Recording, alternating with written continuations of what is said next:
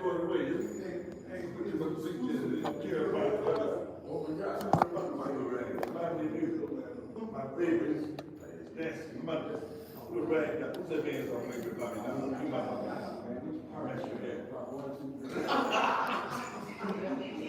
Okay. Lisa, she stayed on, man. She did. She stayed on. I'll take the other parts off. I'll take them off. Come on, I'll clear it. Man, listen, you can't do it, man. No, because they were never like false cycle. That was the one, man. It was false cycle, though. Yeah, man. That's because they was like, that's how the camera got stuck in the one zone. I was like,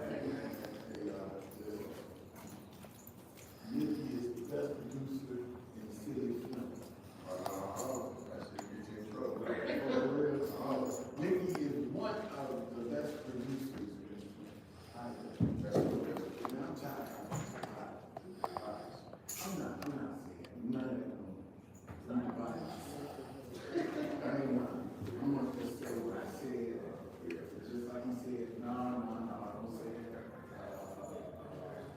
He's in trouble. So guess what? See how he even tried this up. You gotta do it all the time. I'm not doing it. I'm gonna say all of it. We step up there and say, what's up, Tony? What's up, Mr. Davis? Yeah, please. Everybody can start to go through there, man. My stuff. When you jump over, I don't see how better. All I see is food going there. And that's it, man. My numbers don't show.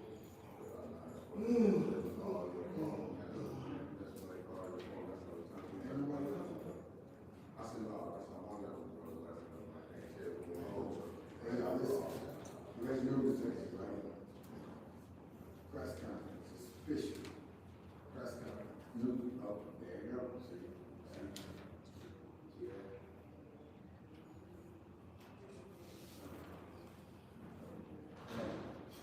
It's official. Feasibility study press release came out today on the page. It's telling you everything that's going to be happening. They communicated at the time. Everybody has to participate. It's the right way to make it happen. I believe everybody in the city of Flint should get medical insurance for free. I don't care how much money you make. Sweet poison. Captain Jim, right? I hear you talk about speak about Captain Jim all the time. The radio station between 1957 to 1985, and you were stationed there, you were a spouse, you were there for more than 30 days. They give you medical, compensation, and guess what, y'all? They had TPH, and they had, we were there for more than 30 days. We had TPH, which is total trihalomethanes, for 15 months. 15 months. And then we had PFAS. Then we had Lockhart chemicals that were dumping all kinds of chemicals, toxins, all kinds of stuff. And alcohol water, which is the sewer, which was transitioned 100 yards for the Flint water into they had been talking about 2009. Yep, I do. You know, exclusive interview. Yeah, I want to interview. Hey, you know what I'm talking about? Hey, no talking about zero. I'm talking the video. Hey, I don't like X10 meeting. I don't like 810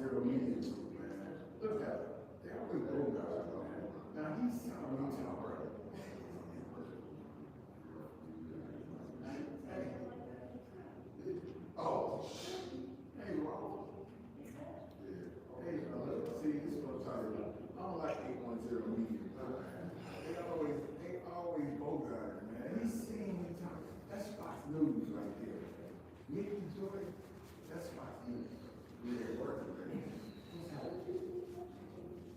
No, I said, I want the exclusive opinion. All right, lock it up. So you, now, you know what? Or did I never ask? But,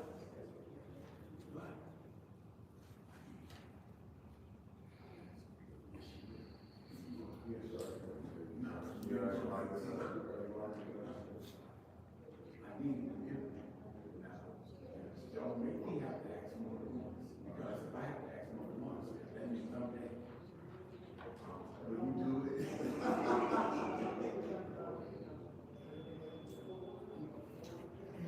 say no comment. You can say no comment. I will press you. And you can see here's the thing. I don't like to do it for you. Put you in positions where you see, right? I'm gonna put it there. So I'm gonna put you in positions where you have to say something and you make sure all like truth, honesty, transparency, and that's how if somebody, if I want to show somebody else, like I want to show this to my life, I don't say anything against anybody, because I don't want people to think that, when I see that, you don't be willing, you can check on me, you say this, and you just say that. I can't do that.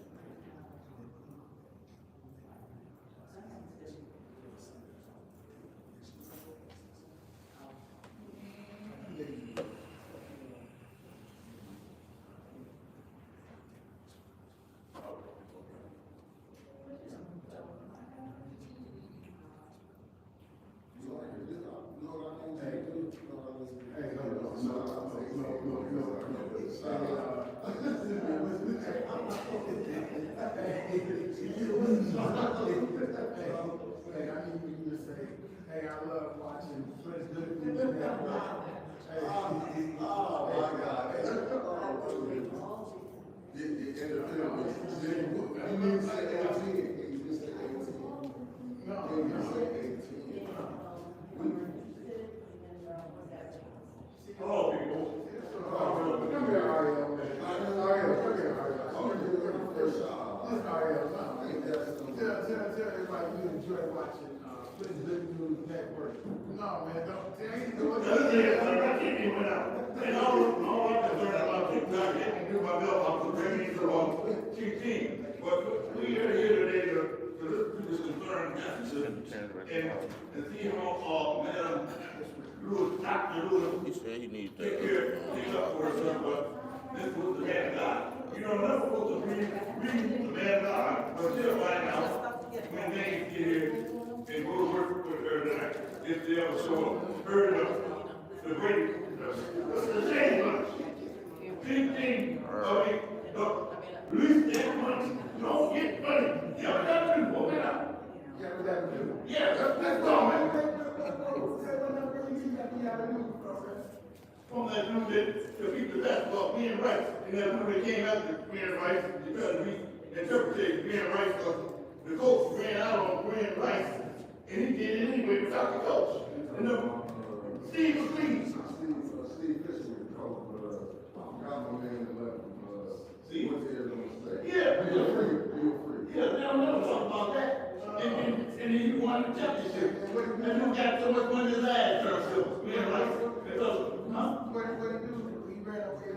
He went, before he ran, Went to Arizona State. Arizona State, and But he was a basketball He player. was the head coach. He Michigan won the championship with Glenn Rice in 89. He already took the contract. That's from both said on in Michigan and coach Michigan. So he fired him, get him on up there. He fired him? This time we go to Arizona State. well, people didn't know you. I thought you know. That's all they ain't you for. So, we go talk with the guy. Yeah, man, come here, man. I'm shocked today. What you been today, right? I was in a blackout. You know, I was in the bathroom, fell asleep. I thought I fell asleep for 4 hours. then I come upstairs and I'm here. Man, he was in there by himself. The man was on the phone, and the window told him, you better get away from him. So, but yeah, he might call phone, he ain't got his body down. You and the man was up in there? A little while ago, he popped in. That was dude popped in the room back there. Listen to me, man. He gonna say short. Little short guy with a little suit on and put a cross on him, silver cross. You know, I think it's pretty old because he got to represent the third pastor tonight.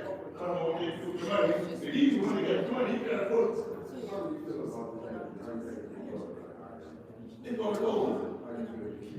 If the school teacher should go with her students and go to the school. Because I don't know the white boys went up and the doctors throw all the darkies in there. Why you go in the bowls and shoot up the bowls? But the black people say, I'm at the dollar store and get all that. Hey, what the heck? Hold on. Yeah, right. You know what goes on.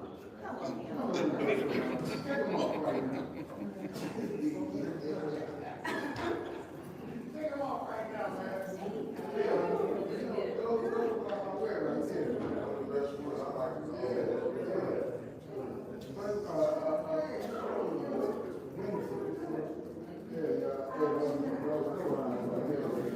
Hey, look, he got to me, man. He started to go on. He asked me, man, man, you know,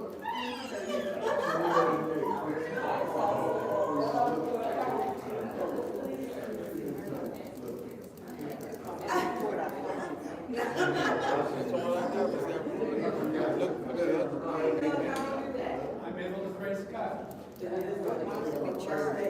our praise team.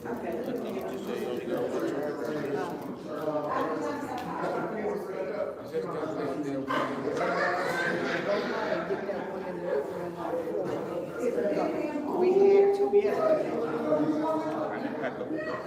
Huh? We packed it up. We had two last night. But I got this right here. That's a fast charge. So that's all you need is that cord. That's all. That's it. You don't need nothing else. Frank's gonna give you that. Frank's gonna give you that. Oh, God. Hey, look. Hey, she got the one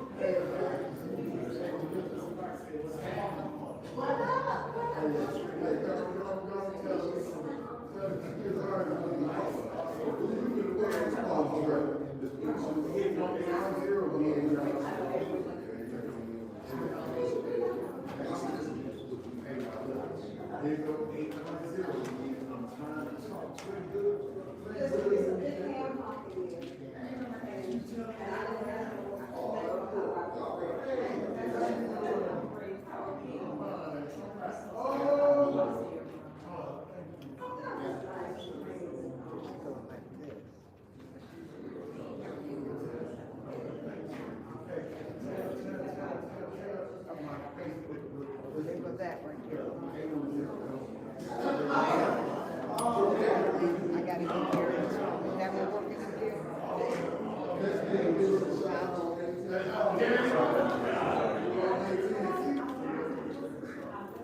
That's the mic going up now.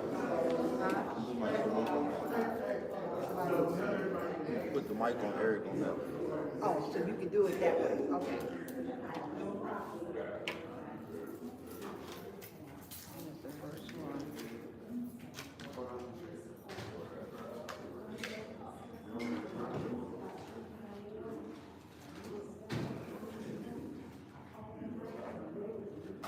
Ready to go. I'm ready.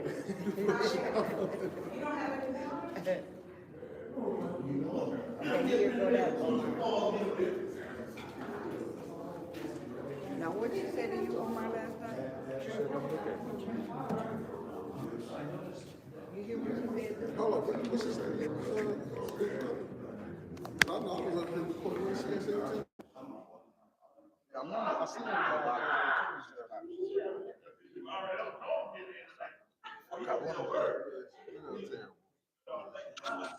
Hey, Papa.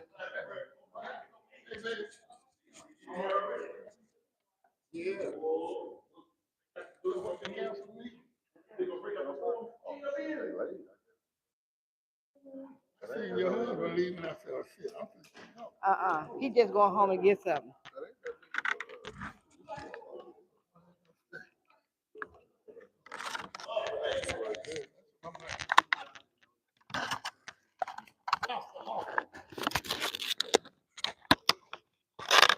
What church is he at? What church is he at? What church is he at? Old Zion. Okay. Okay.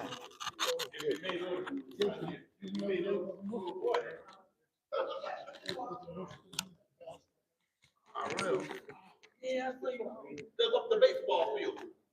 Freaking ground. BB told you to do. How you do that to work like that this time? Huh?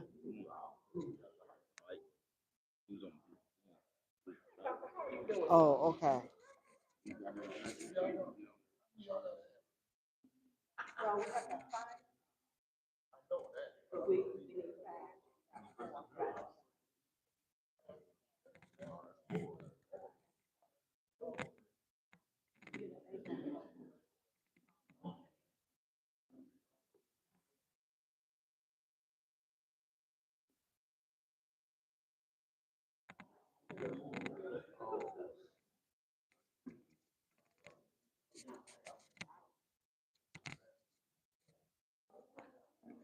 Now that he needs to show up for.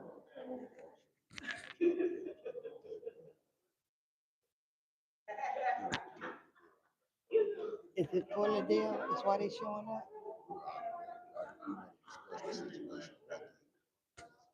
Well, she need to really be here then.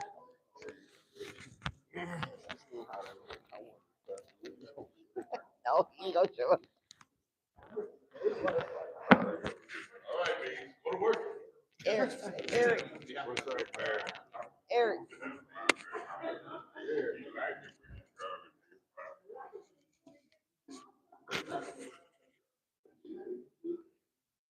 Give me your phone. What's happening, man? I had some conversation.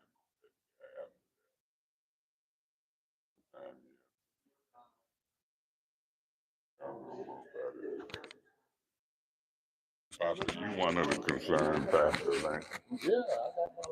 See that? I'm giving them a special day since they want to be in politics.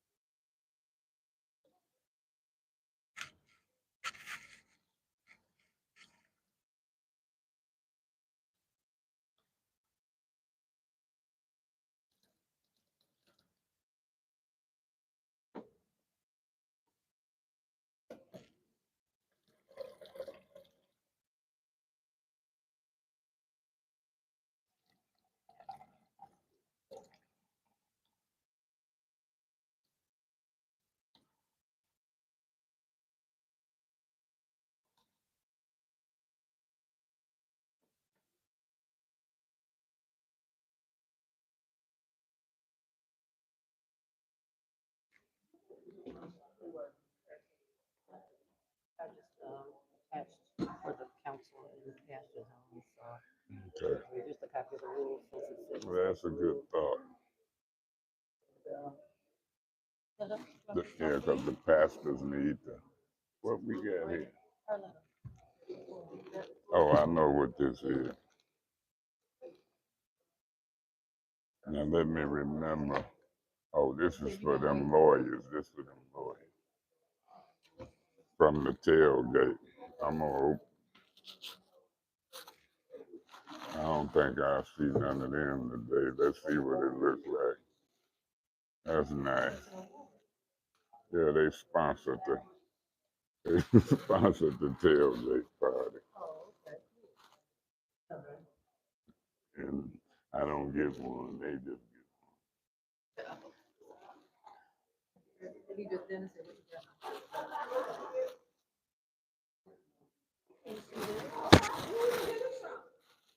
it's from the tailgate party, our sponsorship. Yeah.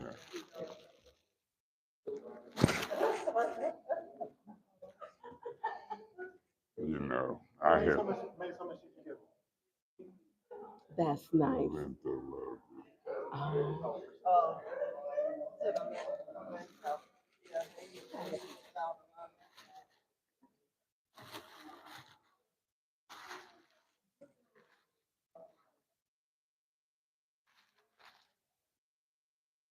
So what time? Let's try to be on. Hey, let's try to be on time and get out of here. I don't know if they're gonna show up.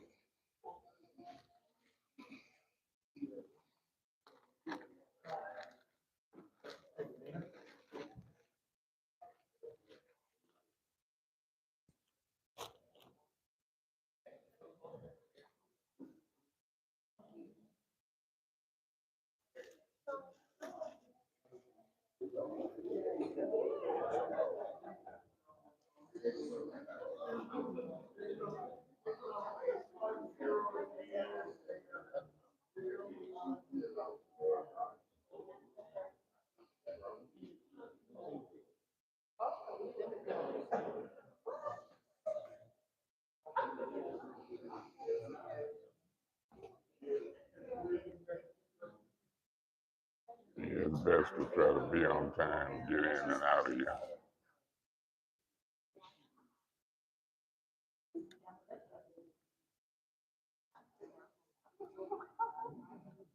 Testing.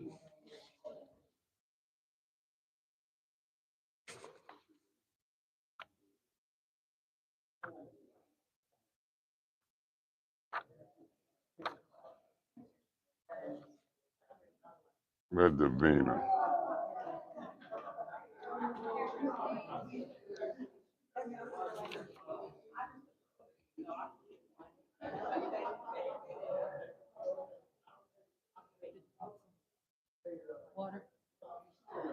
Yeah, Davina.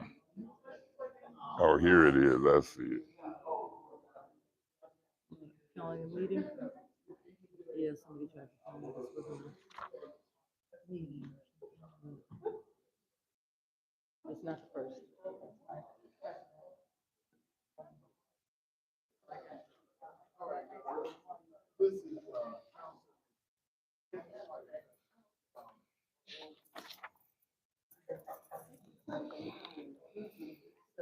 3-201B. Yeah, So, I'm good. No, it was posted, right? And there's 3 or more gathering to discuss business. Yeah, let them sue us. It's all good.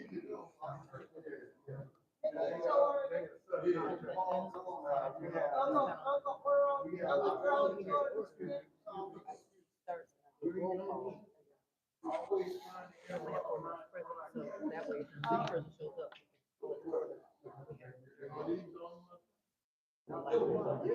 We good. Ready?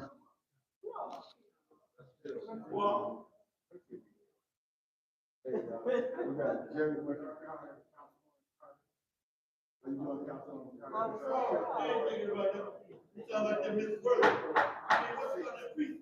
Everybody go in the face somebody with, always, in the next kind of way, you don't do nobody else with.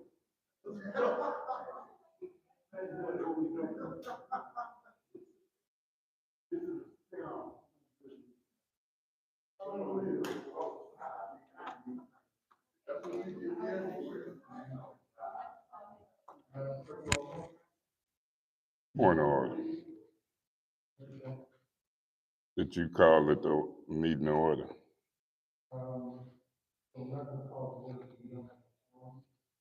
Yeah.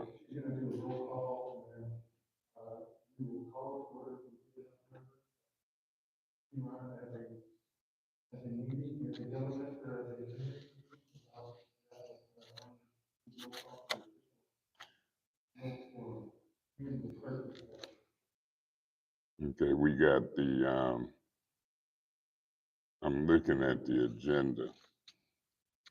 I heard you hit the hammer. However you want to do it, we'll straighten it out as we move forward.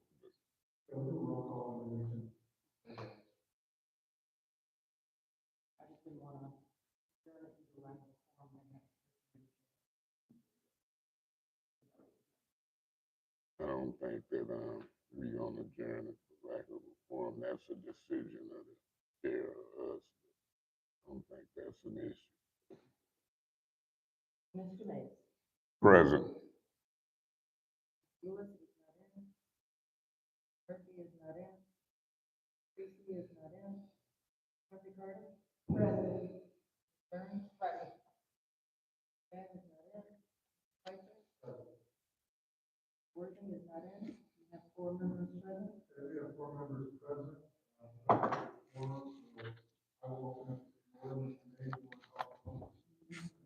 Well, no, this is what I want to do. I want to read into the record charter language before we get started. And the charter language that I'm going to read from is 3-201B. 3-201B. No, 201B. And 201B reads as follows. The city clerk shall preside until city council is chosen a president. Thereafter, and this is the part that's important, thereafter the city council shall meet at least 2 times per month at such times and places as shall be stated in the city council rules. All meetings called for the purpose of discussing City of Flint business, and this is real important, and all gatherings of 3 or more city council members at which City of Flint business is discussed shall be public, and public notice shall be given in the manner provided by statute for meeting of public bodies. Through you, Mr. Chairman, to the clerk, Ms. Donahue, public notice was done in the manner provided by statute. Yes. And this is a gathering of 3 or more city council members. In this case, we have 4, and we will be discussing city business. Now that means we won't take action. There will be no votes, but this meeting has been properly posted for a gathering of 3 or more. The law don't allow us to meet and talk privately, 3 or more.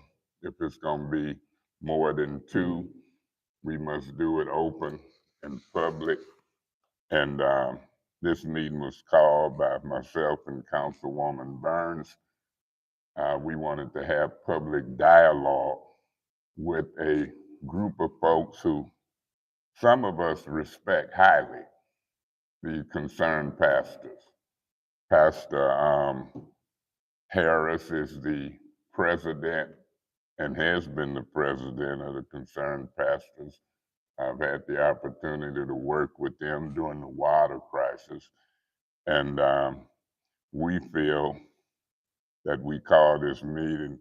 Mr. Piper and Ms. Winfrey Carter, we appreciate you being here because we feel it's a reason for us to talk special and have a special meeting for a governmental operations committee meeting with the concerned pastors at this time in a public manner.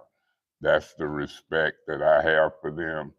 And by me knowing Pastor Harris and the concerned pastors, I believe that they have a certain respect for us. This is a community, it means something, and we are about the serious business of the city of Flint. Mr. Chairman, before I give the floor back, I don't think we have to deal with any requests or changes to the agenda. Um, I don't think we're going to take action. I think we're going to have a good public dialogue, and we'll see how it goes. If I may, Mr. Chairman, Ms. Burns teamed up with me, and we've talked, the two of us, with the rationale of why we want to do it. If you will allow her to stick with this agenda as it relates to the special meeting that was called by First Ward Council member Eric Mays and Sixth Ward Council member Ms. Burns for the purpose. I've said what I've had to say. I don't know if she have anything, but other than that, I'm ready to proceed and communicate, gather three or more, and talk business.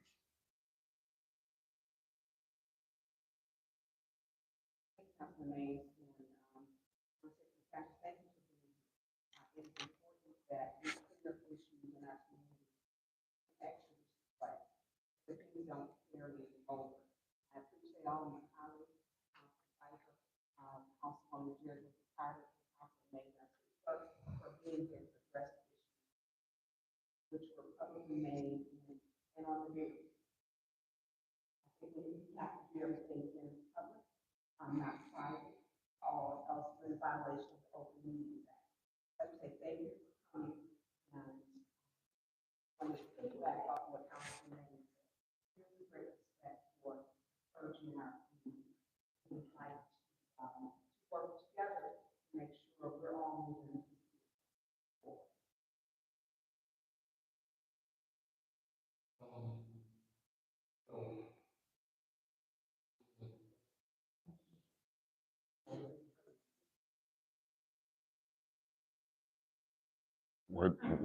What was his request?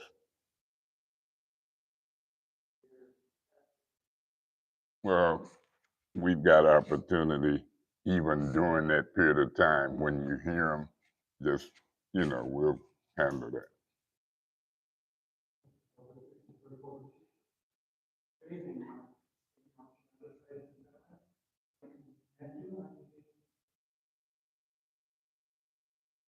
In recent times, the Ashley Capital matter has captured our attention, adding strong emotions and allegations. Some suggest that Ashley may have conspired with nonprofits to make gifts, or bribes, to two council members, despite this charitable donation. National is really passionate about city life. But let's never allow this passion without our commitment, our community's principles. Our city stands at a crossroads.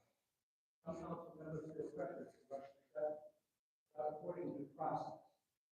Fairness, due process, and justice are the foundation of our society, not mere words. This is the country that This decision will be up to you. how is it fair to persist Unless the rest of them come in and somebody comes in, you're welcome to sit up constitutional if you want process is fair and unbiased investigation?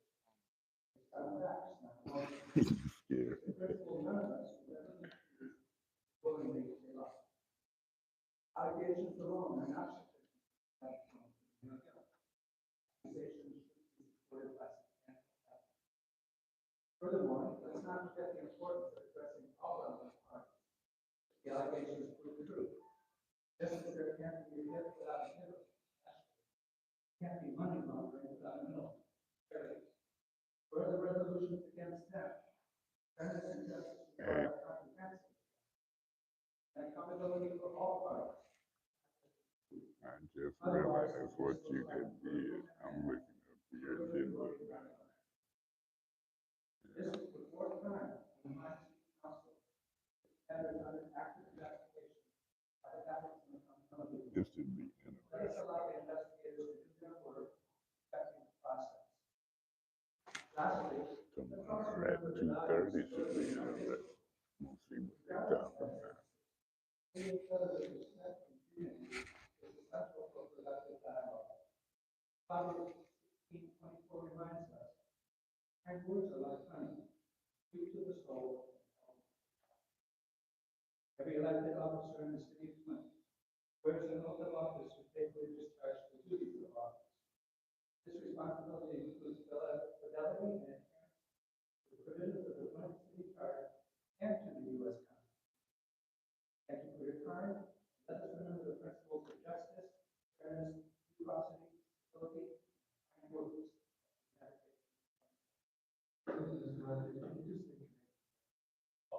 Doug Matthews, retired social worker.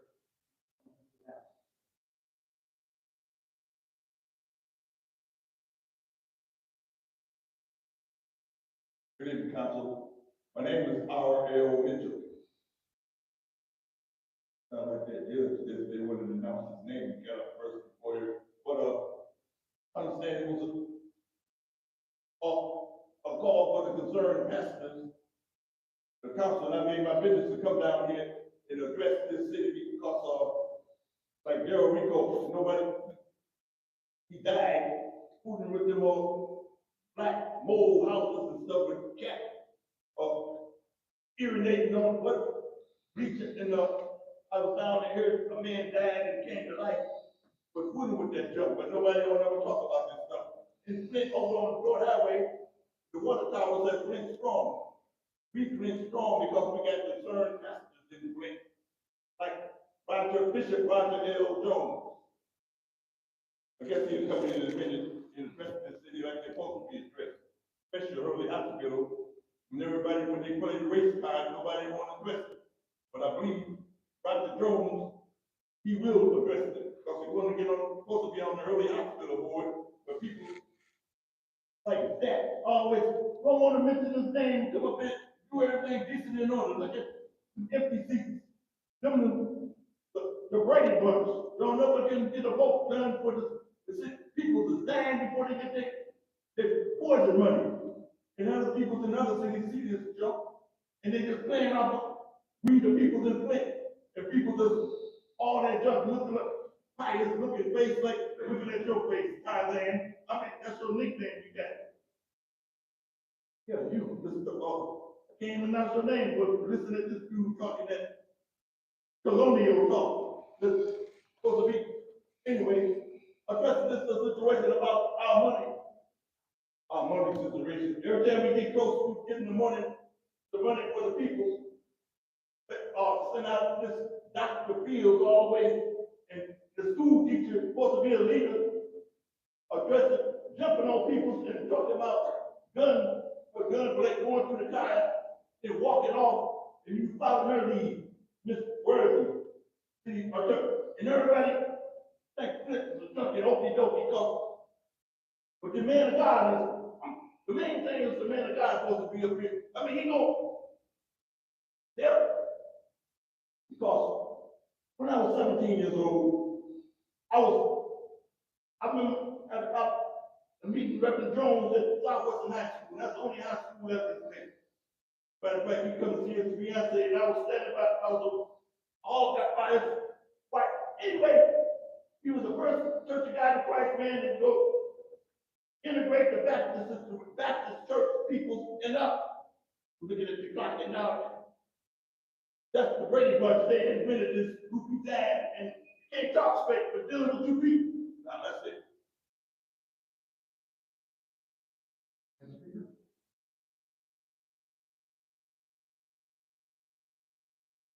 Good evening, council. My name is Jan Garber. I'm happy to be here this evening for primary reasons. First, I'd like to say I'm very disappointed that there aren't more council members here to address a very important subject. First, I'd like to address a comment made by my fellow resident, Mr. Doug Matthews. My comment is that corruption should never exist in local politics, nor should the appearance of corruption exist in local politics. Whether or not it's deemed that the gifts accepted by councilpersons Lewis and Murphy were inappropriate, they were inappropriate. They were not disclosed, and that makes them suspect. Unacceptable, reprehensible, and a further stain upon the city and its governance. I'm here primarily to speak on behalf of Councilman Pfeiffer. Mr. Pfeiffer did nothing wrong. He simply spoke in error, which we often do ourselves. Mr. Pfeiffer clearly used an article of speech when he said, "the monkey in the room." He did not use a personal pronoun and say, "you are the monkey in the room." I think it's absurd that you're being asked to make a public apology for an offense that you did not create. However, your colleague, who represents me for the 7th Ward, is one I believe who owes an apology. You. He inferred that you're a snake. He said that you slid. She said recently she did not call you snake, but by her entrance she did. What is your minister say about the definition of the verb slither? To slide on or as if on loose, rattling surface. Number 2, to slip or slide like a snake. Call you a snake. He owes you an apology. I watched her while you were speaking. I paid attention to her. When you made a slip of the tongue, her face automatically turned to that of Ms. Lewis. And she was signaling because she is a communications person, skilled at that. She knows how to manipulate language, visuals, and symbols. That's her professional strength. I believe she's the reason that Councilwoman Lewis appeared before the media, and this brouhaha is what it is. It's unfortunate. For when true racism occurs, it oftentimes falls on deaf ears because of the insinuation, the implication of racism where it does not exist. I'm very sorry that you're having to go through this, that your name and your reputation are being tarnished. You don't deserve it, Councilman Pfeiffer. This is purely political. And to call upon the clergy is despicable. It's despicable. I'm very, very sorry.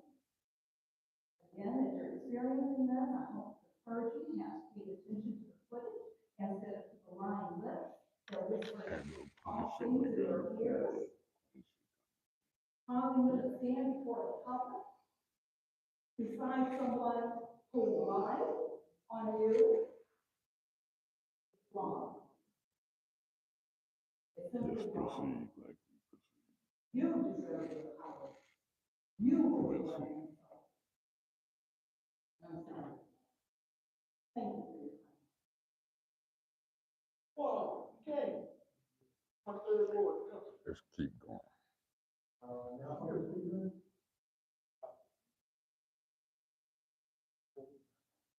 You're on public speak. Good evening. Let me start off I respect that. We operating.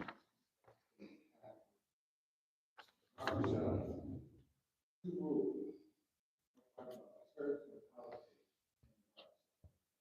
We operate under the charter when three or more gather to discuss business, but now that you've had as a quorum, we might call it to order. We'll see.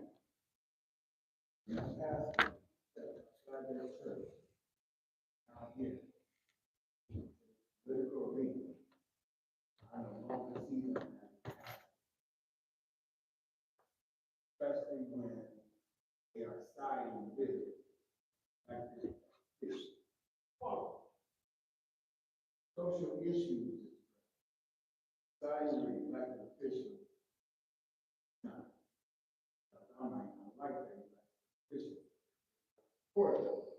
So when they do that, that opens them up to criticism. Now, we got together with pastors and that, fought against GISD, because they were taking money from our school district. We stood together. We won. Something that we agreed. I never seen Moses speak to people, Pharaoh, say, I'm gonna work with you, have meeting in back home, compromise, how many people you're gonna let go. Here, point blank. You stood with Chris Martin against four board members fighting my freedom. I'm tired of story. We fought together with GISD. As soon as Chris Martin came in, everything. Again, we stood with Chris Martin. Chris Martin is a political prosecutor. I'm not afraid to say it. Politics. Say, once you step down, you open yourself up, read, lie, get your government out of the center. Said because of the recall. Recall against the will.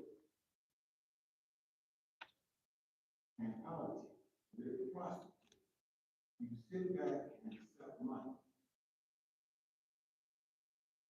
I'm gonna hold and reserve my comments. I hear your presentation.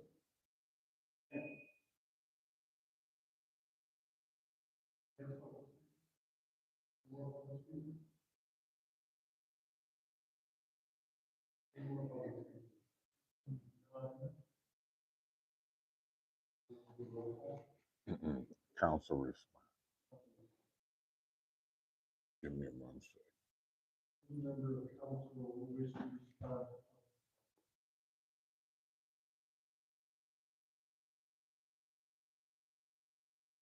Give me 1 second. Yeah, Mr. Chairman. Yeah, Mr. Chairman, we had 3 public speakers. It's always good for me to hear from Mario Mitchell. We heard from Ms. Jan Marie Arbor and Mr. Woodson. Ms. Arbor, I wanted to say something to you.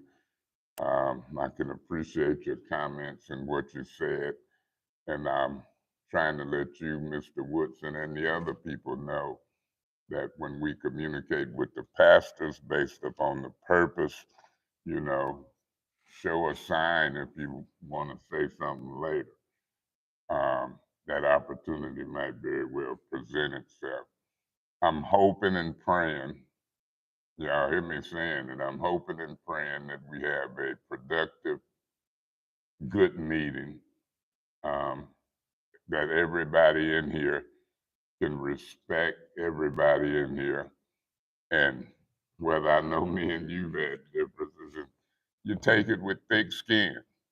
When you're in politics, you take it with thick skin. The pastors, they preach and they know all the things that's been said in the Bible, so got thick skin from the way that they live. So we can handle it, but we're going to have a productive dialogue. I'm glad to see Mr. Murphy show up, and now we have a quorum. And even though we cited the charter, Mr. Murphy, about 3 or more gathering and it being properly posted, um, we can proceed more comfortably now with what we're doing. We're just finishing up public speaking. We'll then get to the purpose, and my intent is to open it up to Pastor Harris and let him facilitate and do and communicate however he wants to, him and the other pastors. Thank you so much. What I was going to say is we kind of a little loose group here. That's why we didn't say nothing about the bill. And if there's something come up, give me a sign, and I'm gonna let y'all still communicate. Okay. At some point, I guess we're gonna have to deal with it. Our council meetings are nationwide, and some are even worldwide. And as things play out in real time, there are embarrassing moments. And we've had council members be called ghetto. We have had council members and residents called black. So we do have some issues in the things that we have to work out. And I think Councilman Murphy was showing up, because I can see that there are some changes that are happening amongst us. But race is such a topic, it's all connected. Because if we can put out in our normal council meeting, we should have made the commitment to be here for this meeting. We can talk about it. Still don't think we gonna take action, but however you proceed, yeah, I'm gonna leave And it. to have dialogue, to It broke hear up for what the pastors have to say. once it started over, so we might And bypass get it the tools just. to work on to improve. So we can begin dialogue. Because I haven't been here almost 2 years. I have a good report last year, but I'm not seeing all of the past. I would have wished that meeting, that, because it was, when I watched it, I see the black leadership, that those comments were made. Our council didn't even begin to auto-correct, that wasn't told, wasn't clear. Auto-corrected, may say something, I said something, so I'm glad that you're here. Thank you for being here, so we can progress on it. Any other council members? Yes, thank you. First, I would like to thank all of you for, I would like to thank, those individuals who, spoke. Thank you for being engaged. I just want to say, it is imperative that we address, the recent press That's conference. public speaking, but if you continue to listen, to the pastors, I'm gonna let people say they thoughts if so we'll see how. Councilman Jimmy Clark, who misspoke by saying, let's address the monkey in the room instead of let's address the elephant. It is important to emphasize that that incident was not racially motivated, in my opinion, but rather a matter of professional differences and interpersonal conflicts. In this case, I just want to say the consequences of Councilwoman Lewis's actions, they were severe. Our community has a lot. Not only does it damage the reputation of Councilman Piper, who misspoke, but it also fosters a divisive atmosphere within the community. Falsely accusing someone of using racial slurs can have a long-lasting and harmful repercussions, not just for the individual involved, but the community as a whole. We gotta do better. Gotta do better. You know, it really intensifies racial tension and creates unnecessary animosity within our community. So I'm glad that the concerned pastors are here because this is a discussion that's well needed. Thank you for being here. Ms. Winfrey Carter, Mr. Murphy, you know, my kind of, I don't think all speakers, Ms. Carter, I am humbled by your comments, and the comment of my colleagues, comments, anybody who knows me or had a conversation, who knows that anyway, racially motivated, I think the majority of the community that I've heard from also agrees with that. Obviously, but I will say that, you know, we're up here, we're in the heat of passion. Sometimes, you know, we don't have teleprompters. We truly speak from, you know, what's on our mind or whatever else, and I definitely hope that, you know, go back and watch it. I was trying to say, we're trying to get the most of our past. This conduct, I believe, was also,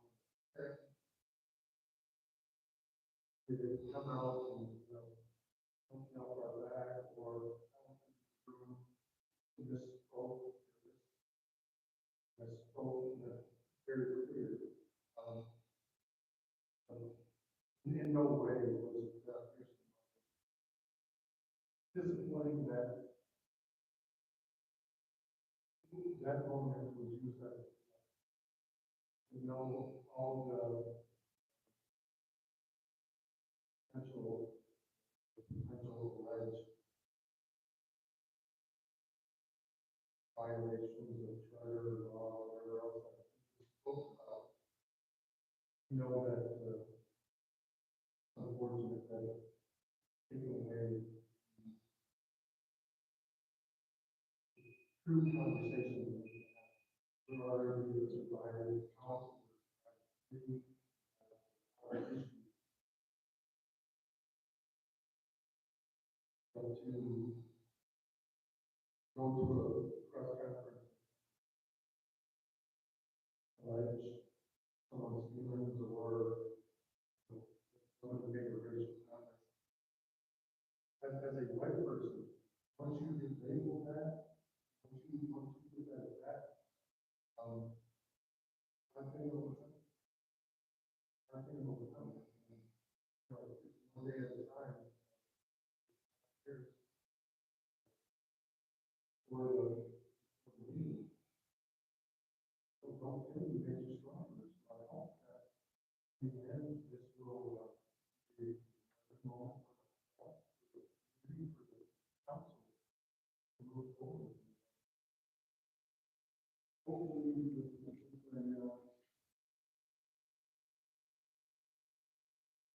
teaching. I want to thank my colleagues for coming. Calling this meeting for the community, the pastors,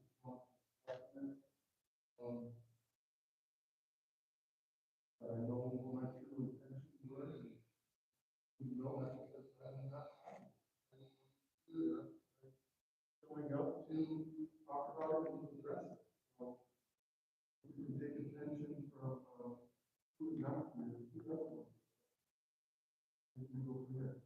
So with that being said,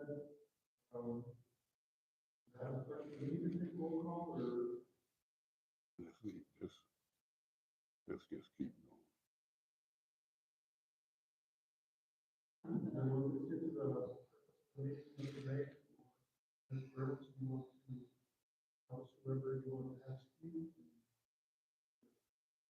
Yeah, Mr. Chairman, I think we know who's here. It's 5 council members present. And, we know that. But the purpose of the meeting for me, I've got high respect for the concerned pastors and all of the pastors and men of God in the city of Flint. It means something to me. My father was a pastor.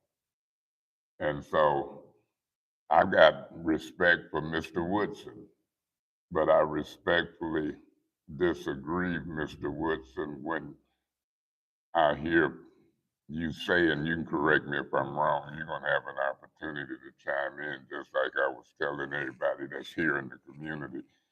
But with the respect I have for you, the respect I have for the pastors, and by me being a member of the council, I want the council to be respected and effective.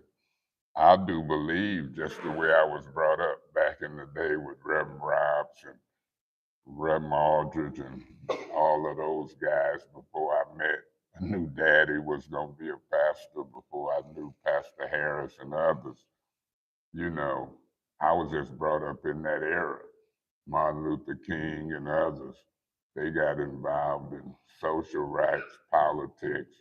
They got congregations, and each congregation listened to them. And we got a majority Black Christian city, in my opinion, in Flint. And so it's an important dialogue. And I think that after I'm dead and gone, they're going to continue to be effective in social areas and politics. And I know that they can be right, they can be wrong, but some of it go hand in hand in a community and in our country.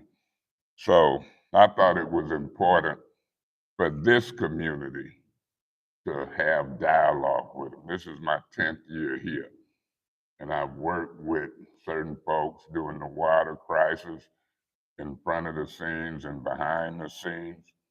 And so for this moment in time, for what we're doing now with the politics of the city, whether they, you, me, or this council talk about what happened or what's happening in the past with this council, what happened that day in reference to what Mr. Piper and Ms. Winfrey Carter, some that already spoke on, and what happens in the future. I believe it was time to pause, communicate publicly, and have a powwow. If we want a better, effective Flint, and we know it's 9 people elected to this council that controls the purse strings, the welfare of parishioners and residents. I thought, and I'm glad the Lord has blessed us with this type of meeting and communicate about the past, what happened then, and moving forward. Because whether anybody else believe it or not, I believe the majority of residents that I support in the first ward or who support me are Black Christian residents in this community. And so without me taking a formal poll, I believe that that's the demographic around the city. And I know for a fact that all the concerned pastors haven't been Black. It's been white pastors involved. And so that covers a bigger demographic because there's been white pastors and white folks connected in this Christian community. So the purpose of this meeting, if I may, Ms. Burns, and if I may, Mr. Piper, I want to hear what the pastors want us to hear. I want to hear what they want to tell us, what their thoughts are, and then we can continue the dialogue. And then I don't think it's no football game or nothing on, but I'm gonna be eager to get back to my couch and eat me a hamburger and look at television as I get ready, if the Lord bless me, for tomorrow. So the purpose of the meeting is for dialogue. And Pastor Harris, I hope you and the pastors can handle it. I hope the city council can handle it. And I hope that we have frank and open dialogue with the community, and the community can handle it. And we take care of business and leave out of here, whether we agree or different. Um, what is it, Papa? God is love, peace and love. That's what I'm hoping. God bless us all. Should I say Pastor Harris? Miss Burns, are you okay with that? Pastor Harris, can I give him the floor and let him operate the way he wants to with him and his pastors and the community? Y'all stay tuned because we might hear from y'all as well. I want to say good evening, everybody, and thank you so very much. Very, very tough. Pastors, in Creek Second Church. I support Fuller, Mount Taylor Baptist Church, Pastor David Walker, Zion Baptist Church, Minister Gerald Lawrence.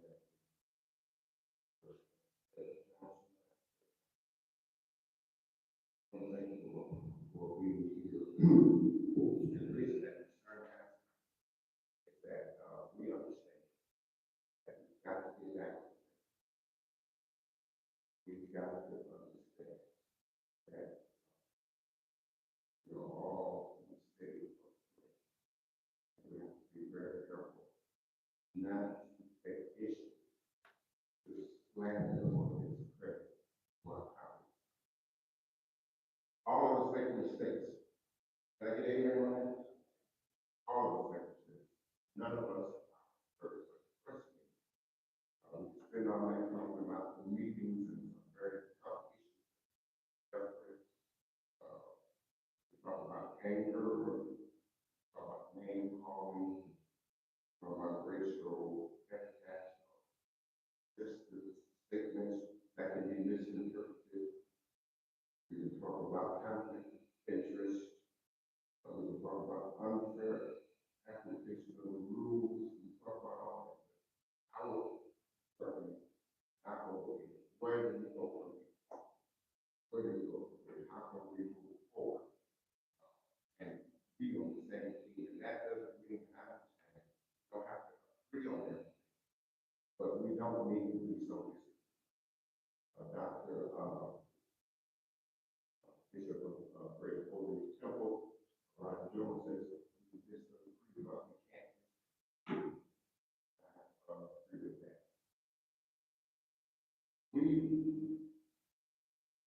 I said on August 25th that it was my prayer that we all perform a deep personal evaluation of our purpose, motives, actions, deeds, and motives, acknowledge being wrong, and take the necessary steps and be reconciled to anyone who have.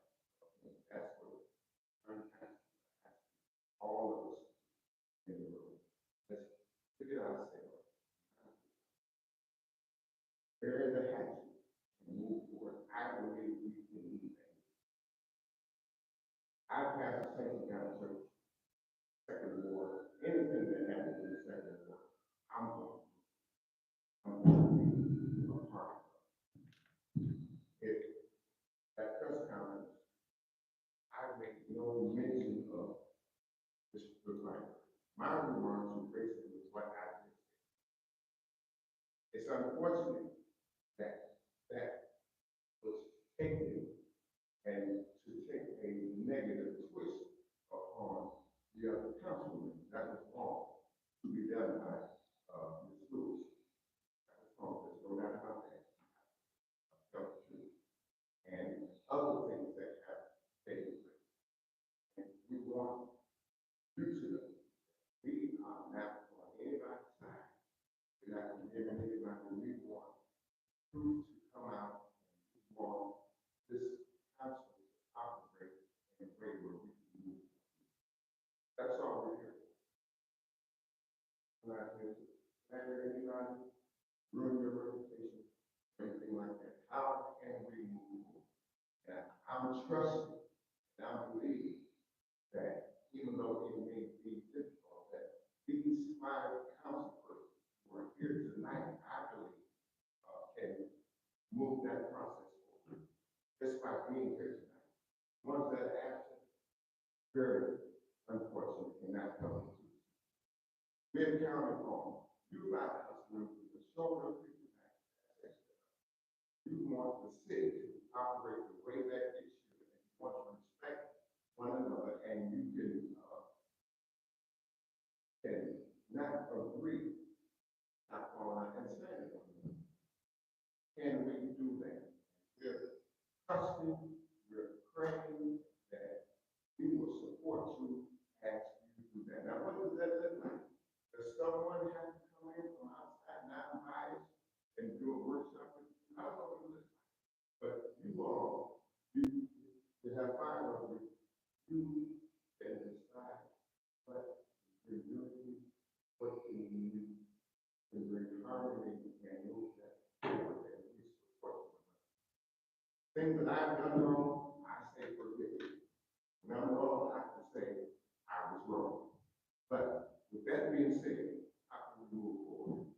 I'm not here to slander anybody. I'm not here to lift anyone up over anybody else. I'm not here to condone anybody that does something. But when it's all said and done, what's the next step? And how can we go? Thank you for your work. I know it's a difficult job. Very difficult. Pastors always get in difficult situations. We don't do it. But how can we move forward? Really myself crystal clear. Bible says all have sinned. Not y'all. But with whatever has happened, whatever was said, whatever was done, can we get to the point where we can acknowledge those things and move forward, even if, hypothetically speaking, the other forward don't support it, you all move forward. Can I, Mr. Chairman, can I ask Pastor a question? Pastor, you asked a profound question. And the profound question that you asked, and I know it's other pastors here, and all y'all got wisdom, but the profound question that you asked for me, it's my 10th year here, and I could be dead wrong, but we are in a public arena. Anything we say or do sometime make the news or the newspaper in some cases. And I know that I done did all kind of wrong.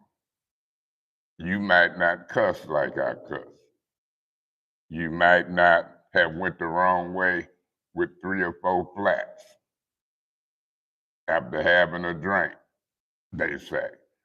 So I know I done wrong. You talked to me the other day about the use of the term handkerchief head Negro. And that just don't apply from the definition I get to certain council members I've referred to, but it applies to other folks too that ain't elected. So your profound question is how to. And I said to you the other day, you sit here in a long council meeting. And what's that pastor who was with you from Mount Carmel who sat here long too? Pastor Reed. Thanks, Mr. Woodson. The how to is what gets me. Forgiving folk is kind of easy to me. I'm kind of sensitive. I'm like a little crybaby sometimes. My heart is a certain way. But the how to, and in politics, I know y'all experience the same thing as pastors with certain church members.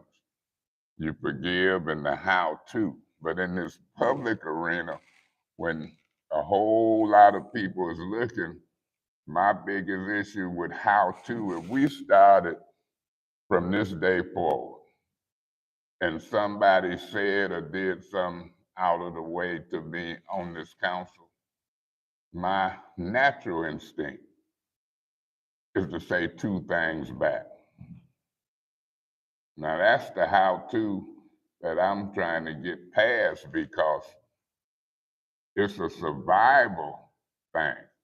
Because when somebody says something, it spreads across the city and it affects my reputation. If I turn the other cheek and don't say nothing, whether that's true or false, what they said or done, it spreads like wildfire.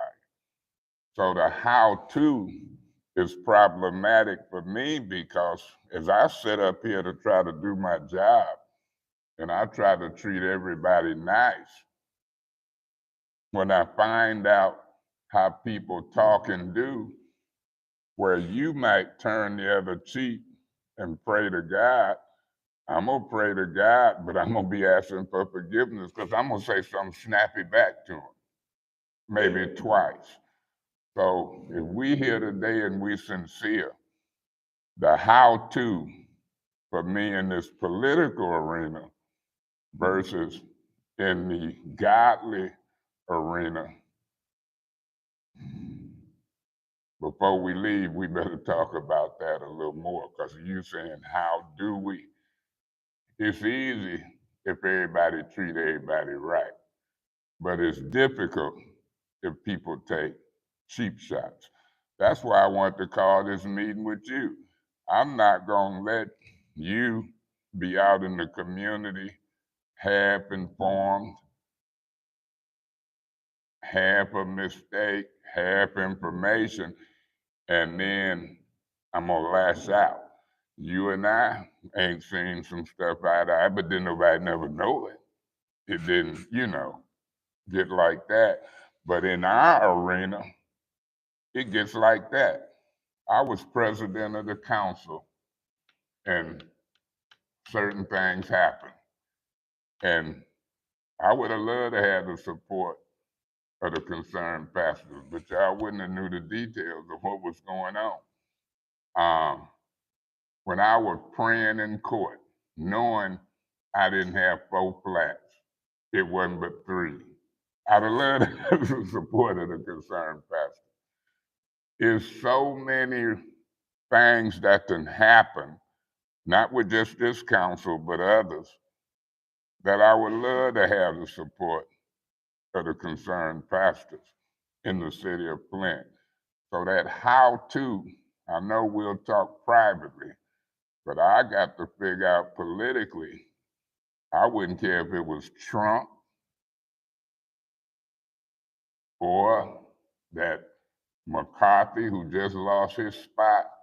In politics, it's rough to let folks say stuff and say nothing. I think that's why Hillary lost, because Trump talking about her. In high school, we say you pan and talk back. If folk up here look at themselves and talk about themselves, then I think we'd be all right. But the seat I sit in, I'm a target. And sometimes it's tough to keep folks off of you if you don't say nothing. Now, I believe in prayer. I might not could say nothing and just go home and pray hard on it. And I do pray. But I just thought I wanted to speak on that how to. If you figured out, other than the 5 here, or even with the 5 here, um, that is the tough $1 million question as to how do we do it.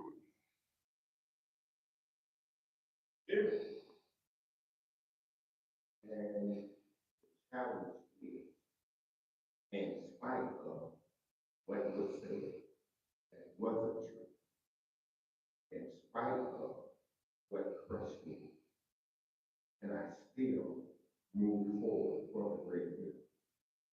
Not easy. And I say, yes, I was speaking, and I was treated wrongly. But can I still, in spite of that, can I still press toward bringing everything together? In spite of it. I'm not trivializing how you feel, but we don't want that, what's happening to happen. I understand what you're saying, 100%. But still, you're part of the group that has to make things better. Okay. I mean, whatever you do, it's going to be misinterpreted. Somebody's going to misinterpret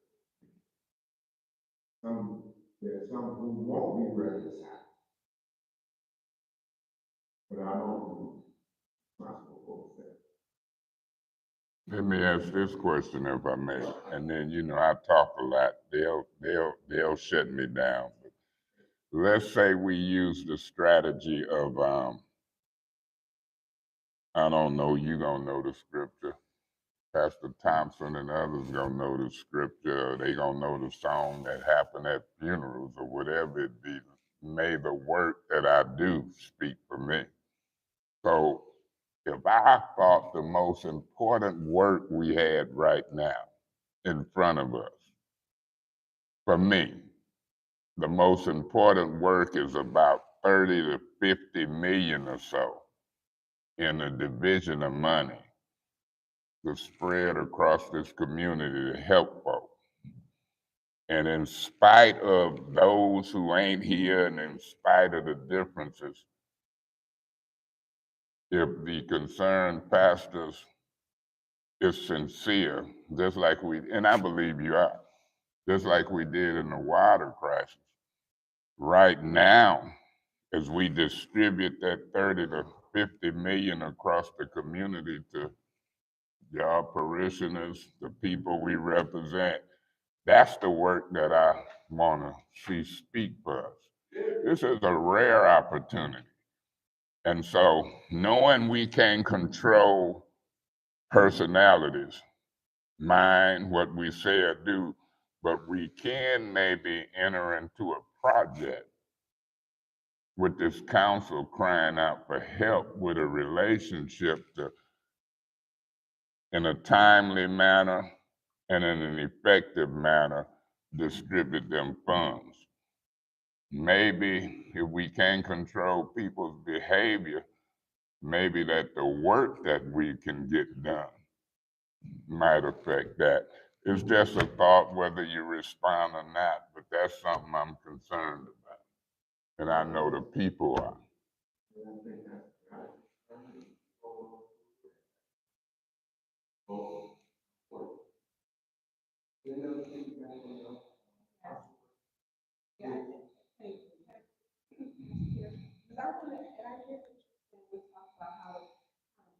Press forward, connect together, and I am honestly conflicted. I'm going to tell you with some of my colleagues. I'm not saying, I think that I'm seeing some things like we're laughing now. If we change and bring forward, there are some changes. So what spun off from the monkey? My daughter's picture was on this. She was called a monkey. My daughter's married to a white man. Councilwoman Lewis has been communicating and commenting, and she came on my Facebook page and on my post and that's unforgivable. I made it very clear, I will absolutely never deal with that. I don't want to be involved. If her child, and I know her child, or anyone's adult children or minor, if someone had done what they did to my child, even if I like the person not, I would have defended the child in the situation, despite the differences with adults. When we talk about her character and what she's doing to Apple and misleading, and I honestly felt bad for that because you're not giving good information. You saw a window of opportunity, and I texted you that when the meeting came to that day before the meeting started, you and I had corresponded. I had talked to Councilman, and I had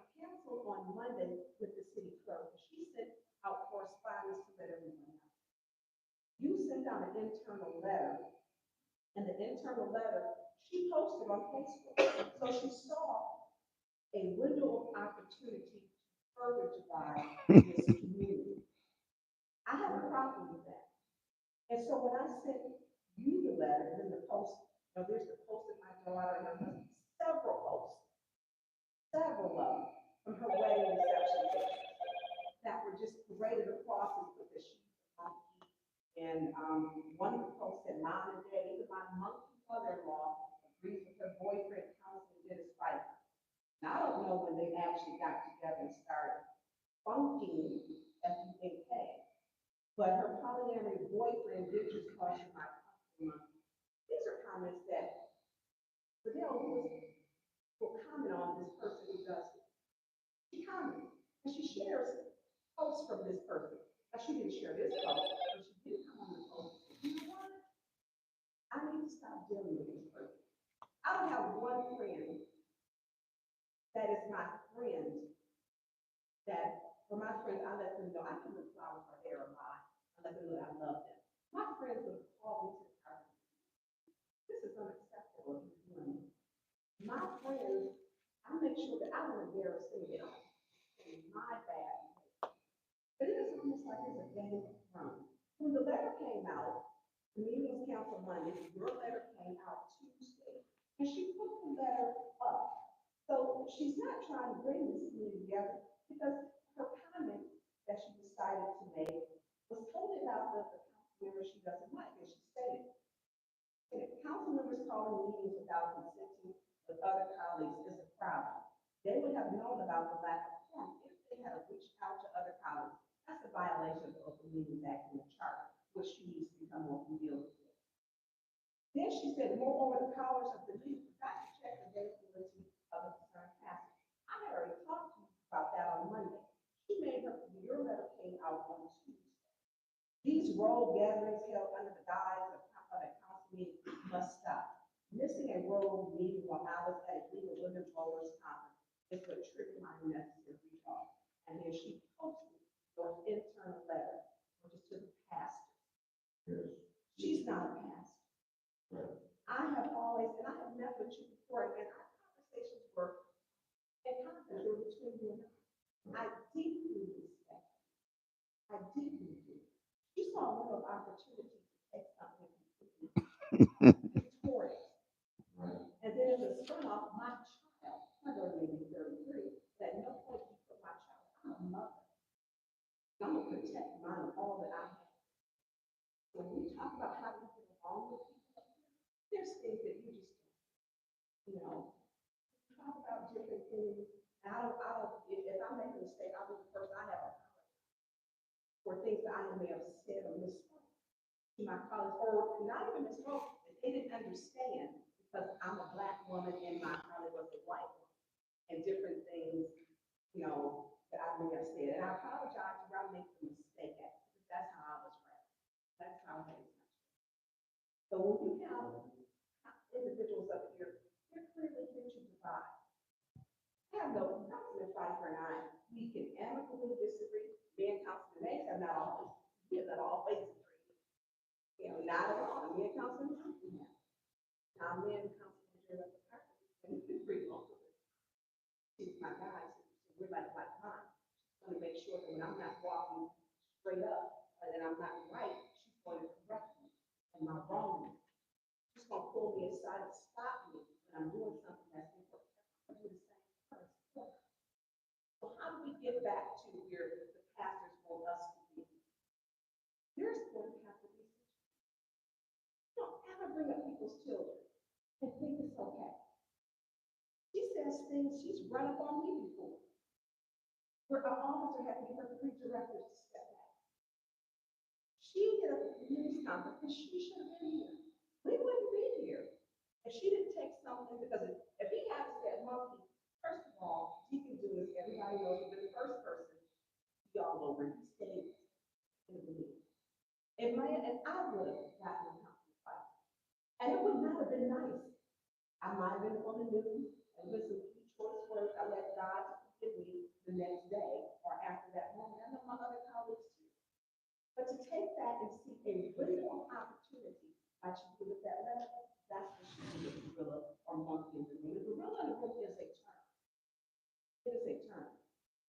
And we had a big problem. Every meeting she chairs is a dumpster fire. You look at the mood and the vibe in this room now. She looks at the audience members. Some are in her room. She's gonna let you sleep in her car. If we talk about people's behavior, she'll come and say something different to you and to the pastors than what she's presenting up here. She had called Councilman Mays a mother effing and told me.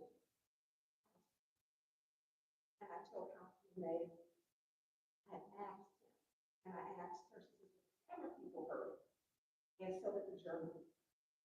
And so I asked Karen while we were in open session, I said, did you hear Councilman Mays call Councilman Lewis a mother effing? Cameraman for 12 and 25 said no. The reporter said no. Councilwoman Judy Priestley, she said she heard, she said no.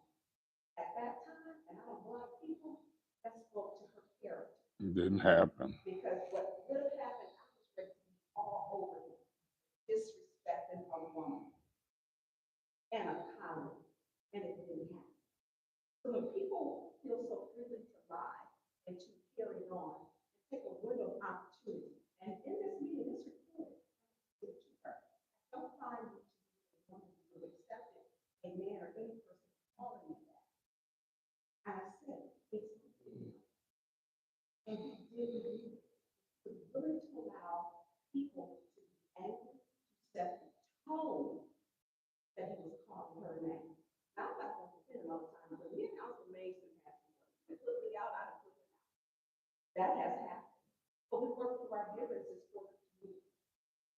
I'm deeply saddened that she's not here because racial divisiveness and uncomfortable conversation in this community does not need, and to continue for her to pour gasoline on it is dangerous. Did it again yesterday when I meeting, and she said he said that Black women in the 7th Ward, he doesn't want their houses paid. And she mentioned again the monkey. So she keeps throwing gas on the fire, and I don't know how you fix it. I don't, because I think when it comes to politics, she cuts them out. And she'll be telling nothing happened. I don't know how we, I believe in prayer, we pray for everything. This is a problem, and I really don't know how we, I don't.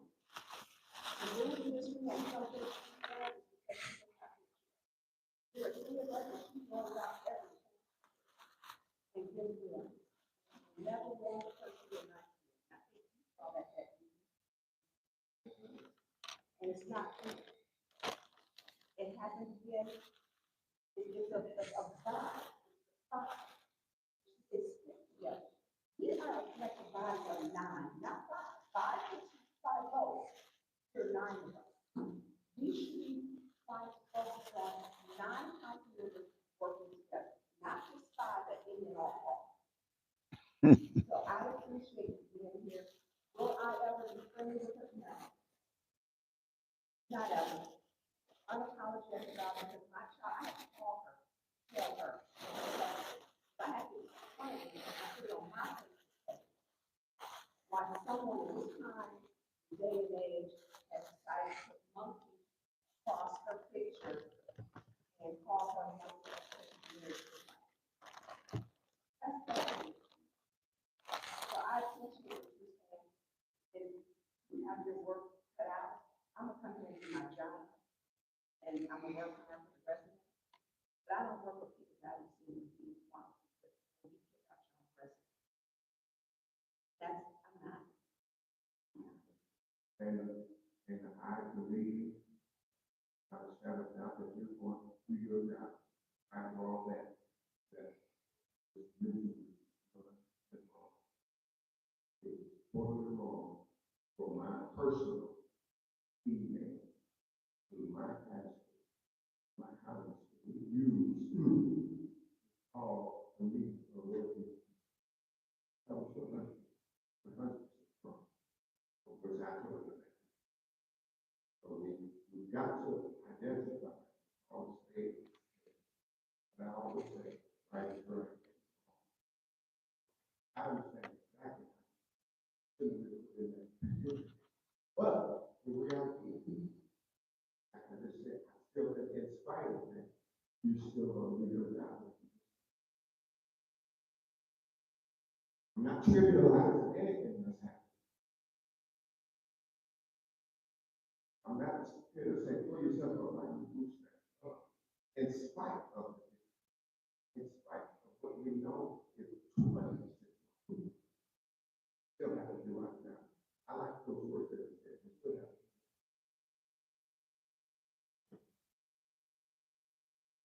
And a part of that is saying what's right and what's wrong to whoever. And those things are divisive. That's why to acknowledge that side anybody. It is good.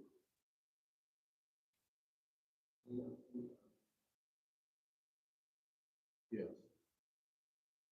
Thank you, and thank you for, coming. My time is valuable when I come to these meetings. That's why sometimes I will get up and leave, if I see it's not going in the direction as far as moving the city of Flint forward. Purpose of this meeting, I thought, was to look at rules, and I listened to my colleagues, um, you know, talk about past incidents, whatever. So since I've been elected 2 years, it's going on 2 years for the first,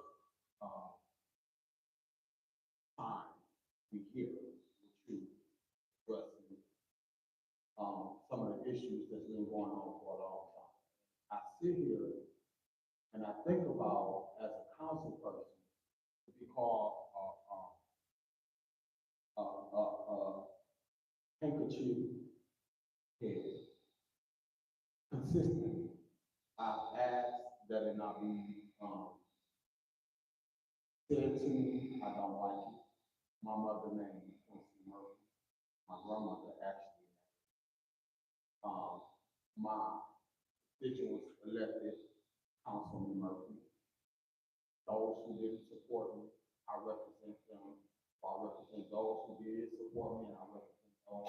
So right now, I represent close to 9,000 residents in the third ward. Their councilman is not a handkerchief. And those who know me and know the history of the work that I have done in the past 25 some years, know I have helped a whole bunch of people that look like me, majority of them. So to define me like that, and then to see residents come in here with shirts on, with my face on it, and with my colleague, Dr. Lewis' face on it, how degrading that is to sit here, have to take it, and not say nothing, not react to it, to hear people from the audience blurt out. My mother wanted to come to city council, and about 2 weeks ago, my family members, some of them, so they got anxious to come down here, but I know how my family do. So I did not want them coming there, because if they was in this audience and they heard some of the stuff that was going on, just like I think about a week or two ago, somebody was on this side blurting out to me because they didn't like the decision I made on council. Had my family been in the audience, it would have got ugly. So I told them, no, I don't want y'all coming down here, because I know how I get, because I have a lot of people out here that support me, that know the good work that I have done in the community, so I really don't come up here and try to, prove my point to people, because my work speaks for itself.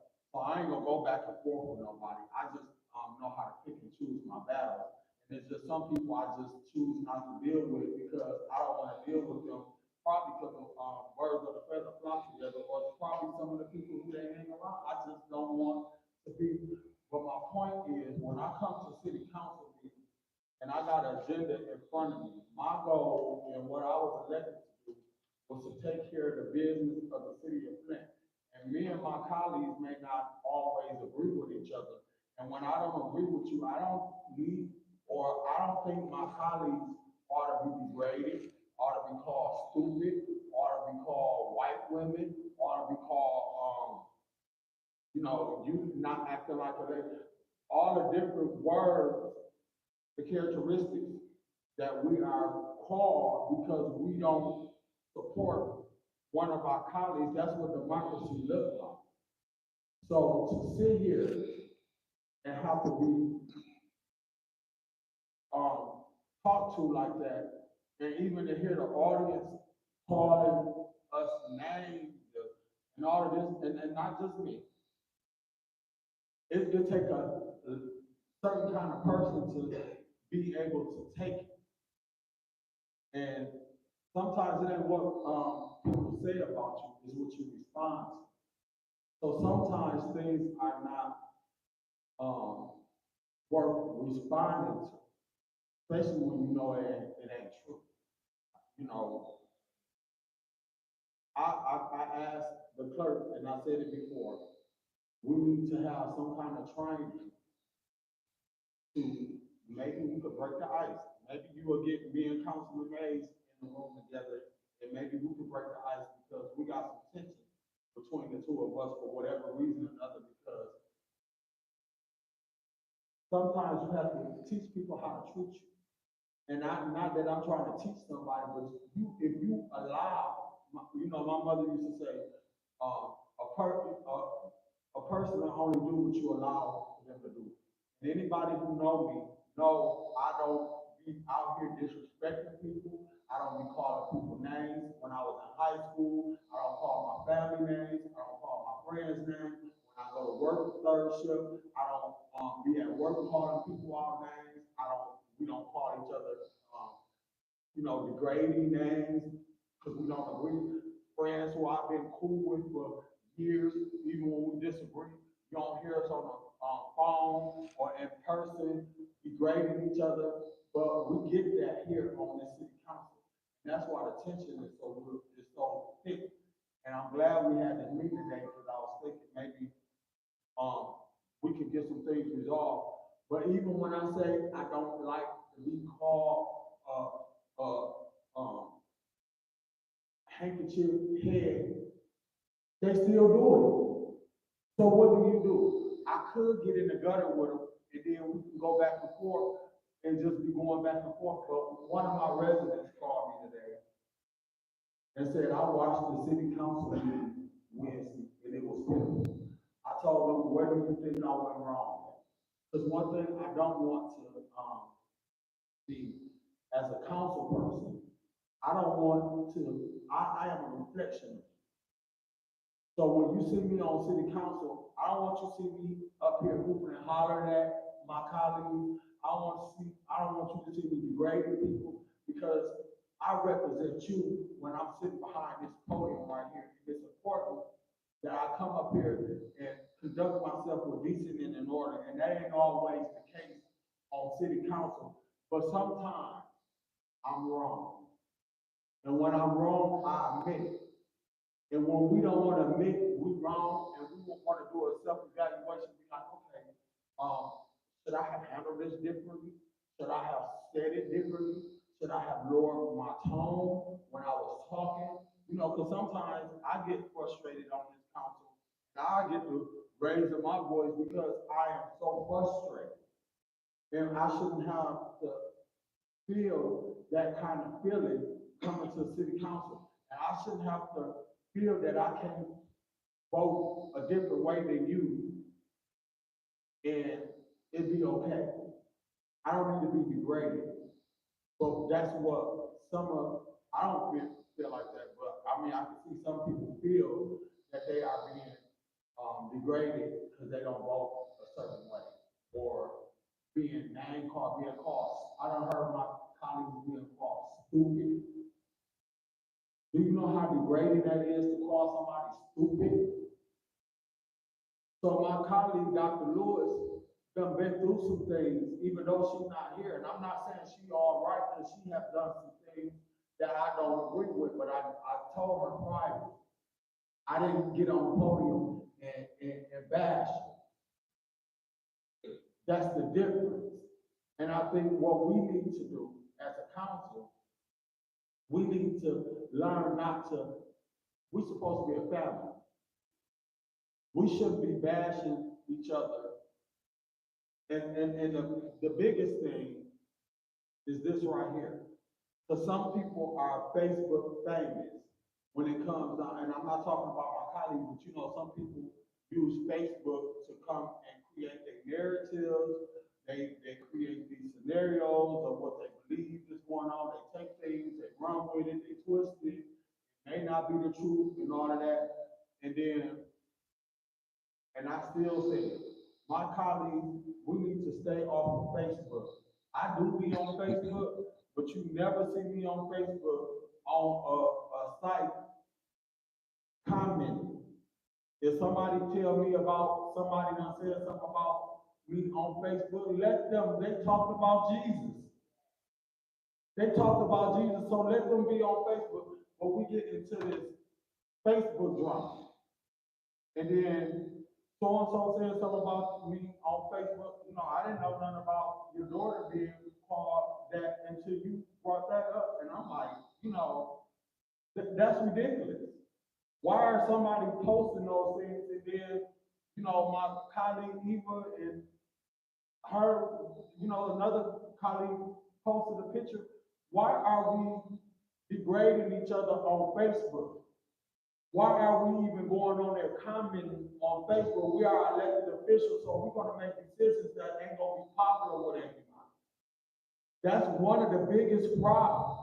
We are going to Facebook, and then, like y'all said, you know, one of our colleagues probably being counsel on Facebook, posting or making comments about, I don't see some things on there that they don't say about Eric Mays, even though me and Eric don't agree to things. You'll never see me go on Facebook and be like, Eric Mays this, Eric Mays that, Eric Mays. Even when the public say things about me, I don't go on Facebook and respond. For what? I am here to do the work of the city council business. When I get in this place, my mind is on passing these resolutions to move the city of Flint forward, because it's a lot of moving parts of being city council. And we should not be up here talking about Facebook for 2 hours of what he said, she said, and that's what's done happen. And this done got so bad that if we don't get a hold to it, it's gonna get worse. And then with the residents getting into it with each other, a shouting match in the back hallway with Eva Worthy and somebody, if we don't get a hold to this right here, it's gonna escalate and some things. I just recently got into it with somebody that was hollering at me while I was walking out, or right here. First of all, don't holler at me. I'm a grown man. You can talk to me. Anybody who have came to me and disagreed with me have always known that you can always come up to, even AC Dumas, when me and him don't agree with each other. That man know how to call me up on the phone and we can talk about things, and we have talked about things out. And little do you know, me and him have had decent and ordered conversations on the phone about things that was of concern to him. But for you to come down here and think you go holler at somebody, it's almost like that's a bullying tactic that you trying to bully me into. It's just done got ridiculous. I think we need to have some rules in place, because I know we're gonna be working on rules to talk about how the audience shout out and holler. We need to be making sure we not part of the problem when it comes down to us going back and forth with the audience. And we need to have something in place to talk about the Facebook drama with elected officials. And then we need our clerk to work with us to make sure that we have some kind of breaking the ice training, to where we go into a retreat as council and come out, and maybe that could break the ice, because it's some serious issues going on with us up here, and just like my colleague said, she'll never get along with, Dr. Lewis. I mean, Jesus wants us to forgive. And I understand it comes down to your daughter and what, I mean, that is cross, and I don't got kids, so I don't know. I mean, that's just, I really can't respond to that, but I mean, we gotta still try to work together to move this city of Flint forward. People are counting on us to do the right thing. And if we ain't together, it spills into the community. It spills into the residents, because if we put out that energy and we fight with one another, then you got people that support Eric Mays or other colleagues, and then they feeling that feeling. We done got threats on email or inbox through Facebook. It's done got out of hand, Pastor. And thank you for sharing, and I agree with you 100%. That's one good thing with this session that we have. We can get it out what's in us.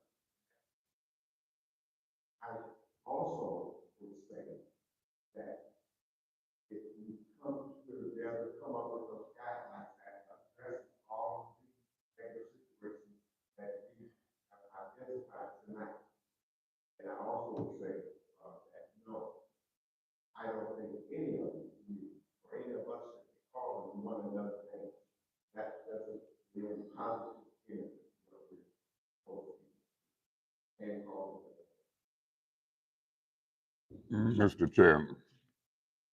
Yeah, Mr. Chairman and Pastor Harris, while we're having this dialogue, and since I am one who will call somebody names, in this instance, Handkerchief Head Negro, and we really having this dialogue through you, Mr. Chairman, to Mr. Murphy, if you go back and look at this council won a 5-year term, Pastor Harris. Normally it's a 4-year term. But because of the change of the charter, this is a 5-year term for council people who won. I remember when this council was first seated, and probably to this day, this council got more women on it than any council so far in the history of the city of Flint. I think it's, 6 women and 3 men. Now, I ain't gonna get into that because I can't speak for you and I can't speak for other pastors and stuff, but I knew her daddy, I think, and I don't wanna mistake his thoughts, God bless his soul, but you've been around long enough to know in the Baptist church, men preachers, women preachers, but it's 6 women on this council, historic. And it's a 5-year term. And I refer to myself sometime as the senior council person. And based upon the history of this council, it was certain folks who on the previous council, I went and knocked doors because I wanted some of it switched around. I had served with them for 3-4 years, and we had these type conversations, and in 3-4 years, nothing changed. So I figured you had to change the people. And so if Mr. Murphy, who, whether he say me by name, was referring to me, he would have to be honest with himself and maybe he can chime back in. But when he first got on this council, and you talk about them 5 votes, I had 5 votes for president. It was 4 people who didn't vote for me. And this is important. Murphy, Worthing, Liddell Lewis, and at the time, Herkenroder. Herkenroder And Lewis, in my opinion, had a lot to do with the rules that we operate with now. Before that, Kate Fields had a lot to do with, and they carried over. Back when Woody Etherly, Chester Simmons, and all of them was on the council, we didn't have these stringent rules. And so it was nothing to penalize people for. People treated each other with common sense and courtesy, and we could talk to the public and do. When you say rules, you're talking about The council rules. how we operate. Yeah. Yeah, and you got them attached to that agenda. When you look at them and you compare them to Robert's rules and then the rules now, how people have stacked the deck in favor of a chair and 5 votes and all that, it's very problematic. Very problematic. So that's a issue I agree with Mr. Murphy on, but it's easy to see when the rules are not being applied fairly and equally. It's easy to see.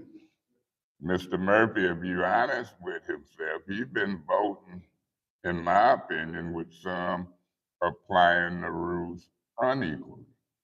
And Mr. Murphy, if you think back to the beginning of your term, which is my 3rd term, if you look at the recording, you were calling me a disgrace. That was the first type of name calling.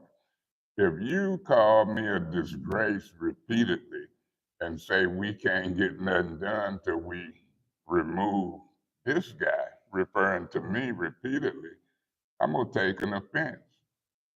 If I see you teaming up with certain folks that happen to be white over the majority of black, then I look at the Urban Dictionary. It ain't no cuss word. The Urban Dictionary says handkerchief head Negro. So at any time that can stop. But what haven't stopped is people condoning the unequal application of the rules. I've had more discipline under this council than any council I've been under.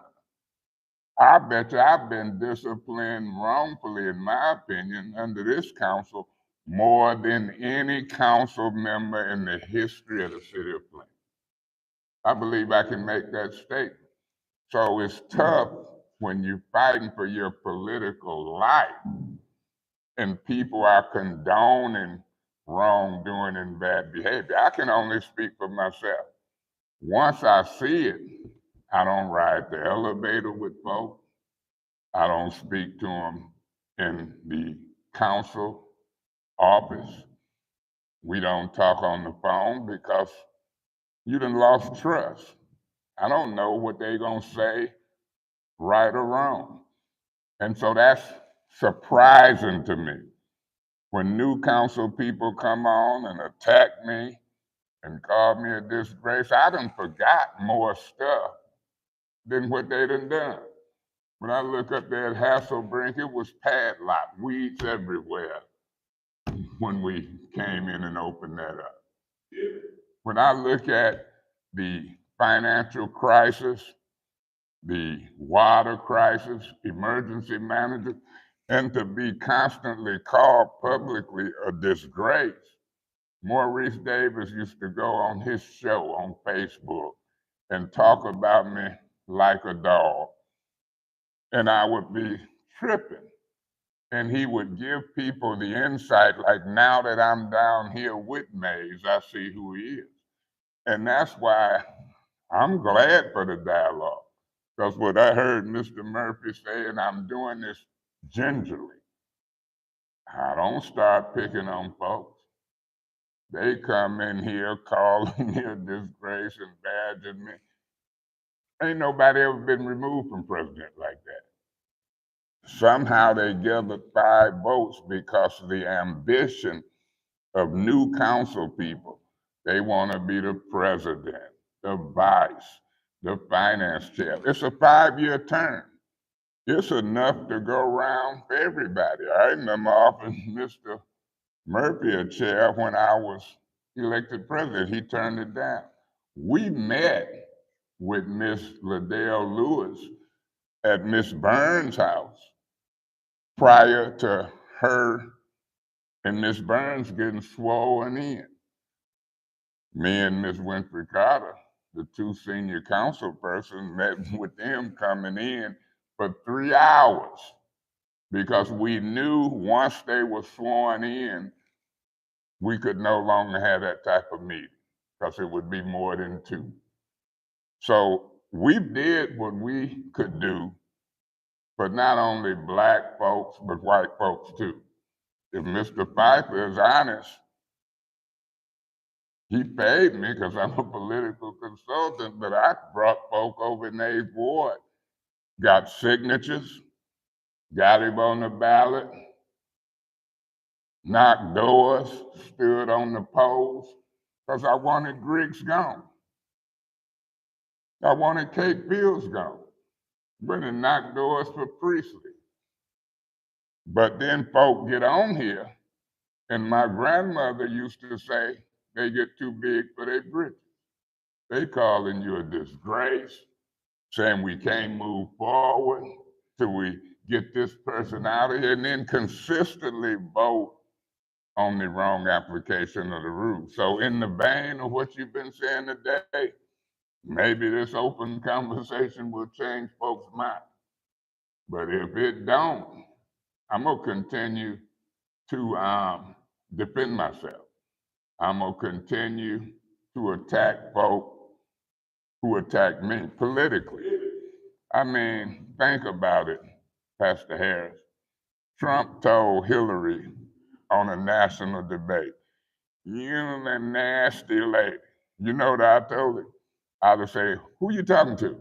I don't like the way your hair swooped to the side. You reaching out, pulling on women's stuff." And they'd have heard me defend myself if I was running against Trump. Now that might not keep me out of heaven. I might can still make it to heaven, but I can't sit and let people on this council or with a platform lie, call me names, do wrong. And I don't believe I'd still be here because they would be lying and setting a narrative and calling names. So from this day on, I wonder if I didn't say the term Jan Marie Handkerchief Head, if I didn't say nothing wrong. Remember I asked you the other day, from that day, I say, let's just watch and see what happens. You could leave here today, sit and watch what happens, and you're gonna see people vote wrong to condone the rules. It just surprised me in the last week or two that a couple council people wasn't condoning wrongdoing. In our appeal process, some of them voted a certain way. These rules are easy to read, but it's also easy for 5 people to break them and cover up and condone folks' wrongdoing. That's a problem.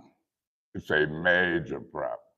And then some of the ones who do it, they egged on, in my opinion, by a little guy downstairs.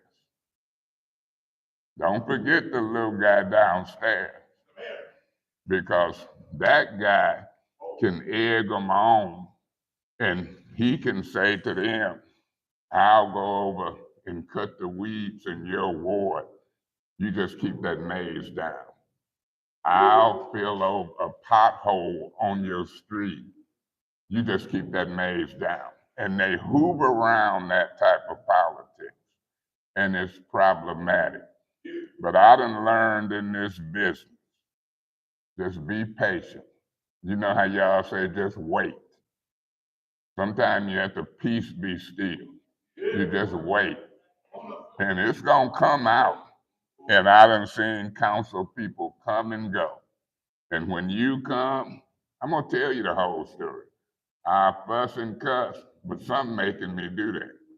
somebody must have wrongfully called me a disgrace numerous times, so forth and so. So this is admission day. And I'm gonna admit, I'm that type of guy. I might give you a pass once or twice, but if it keep on like what I'm saying, you can leave here tomorrow and you're gonna say, dang, I just talked to May. Ask me the question, who did or said something wrong, which triggered that?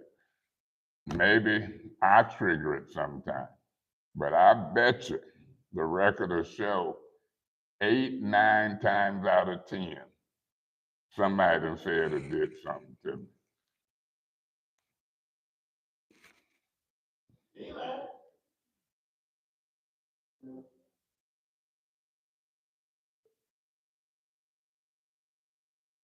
Pastor, I just want to, say, I hear what you're saying. It's been a lot. It's been a lot.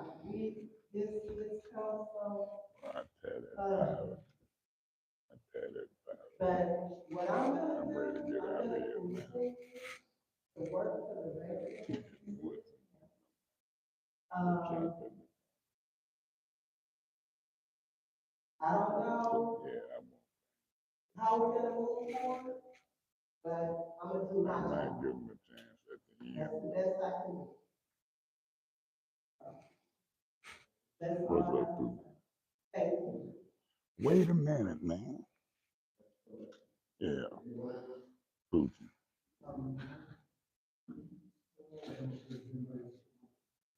Pastor Harris, any pastors or anything first?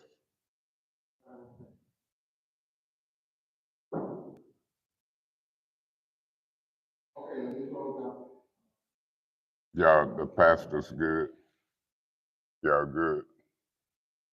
We'll deal with y'all after the pastors are. Woodson, you've been giving me the signs. We'll deal with that. But let's try to do it in a certain Okay, order. I want to thank you for this. Thank you so very much. Amen. Poochie. To encourage you, thank you for the audience. And anything that we can do to facilitate this process. Just, again, ask you, we will continue to do number one, identify wrong when we see it. We must do that. So right along with identifying it, we must have respect for one another. And number three, we must follow the plan, guidelines that we are on to discover, keep things from happening. So we have, we will be part of Pastor, I think you can play a role, even as we try to distribute funds, even as we try to fix rules. But you're gonna have to have honest communication as to whether they're here, the 5 of us, or whether it's somebody who ain't here. You know, I'll communicate with you accurately in my opinion, but my opinion might not be all the time right. But you got to know who's triggering what. And I think you're starting to get a feel for it. You said in that whole last meeting and you've seen some things. Are you not getting ready to leave right away, are you?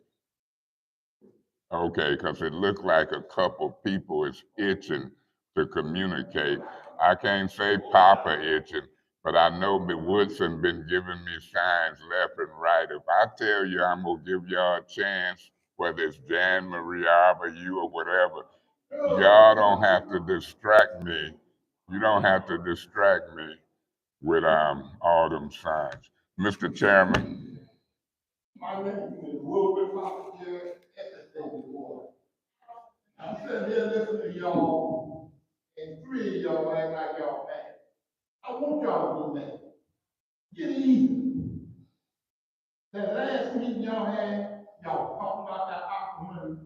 Get these people that opera money. All that talk, I don't like her, I don't like you. When I'm mad at you, vote to put that opera budget on the agenda Whatever y'all gonna do for people, with the roof, water, or whatever, just be mad. I'm mad with vote. That's all I have.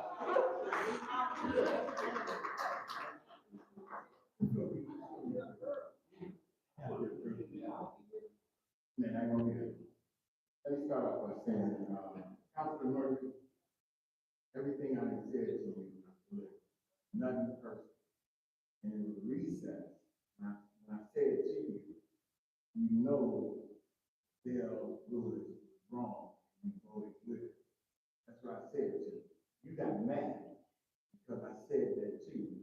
You, and if you look at the video, you'll see where I was like, yo, bro, you're elected official. You like that. When we were talking, you don't even answer my phone. I told you, listen, man, you can't go on the council with emotion. You're gonna be talking about it. Everybody got family, everybody got friends. You gotta talk to your family and say, hey, I'm elected. I'm no better than any other elected official. I'm gonna talk. Period, point blank. That's it. Councilman May, when he became president, I came up here to the podium and told him, Councilman May, you no longer just the first ward councilman. You have to elevate with your position now. You are president. You gotta gather 5 votes. I tell you, hey man, you need to stop talking about 1926 and all that stuff. I say, hey man, you can't break the rules. Walk up to the line, bend the rules. Kick the move, jump in, jump out. To the pastor, Pastor Harris. I know that you didn't know. At the same time, Christopher Martin has done it over and over again. He give you half truth and get you out there. You might not have to say anything by your presence, while you stand up there with him. You are associated, guilty by association. And while you're standing there, that makes people talk about you, Leo, Christopher Martin, Dale Lewis, and anybody else. I'm gonna say this. So, how do we fix this? One, everybody vote independent. You vote for what the people, you vote for what's right. Not because it's a clique. You vote for what the people. Pastor Harris and all other pastors. When we went after GISD, and we got together and we had meetings, pastors and actors. We would have meetings and talk about issues that were going on here in the city. Everything was working. We had GISD, we had Fort Ridgeway Lights and Tables, like the old school, we had Fort Towns where no food is on. We forced them to start working with us, supporting us, instead of trying to make decisions for us. We had did that until Christopher Martin came to me. Christopher Martin came to the meeting. Everything stopped. He broke up everything. I'm calling it like it is. That's what happened. You cannot have people at your table who know structure and have vision with their team. In order for us to work together, we have to work together. Transparency, no hidden agendas, working for the people. And until we do that, we chaos.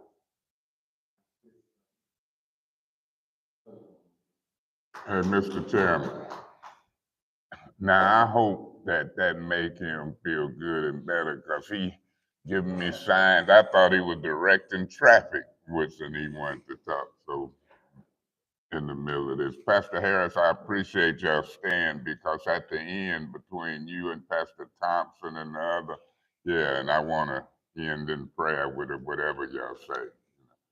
All right, thanks. I know that it's on the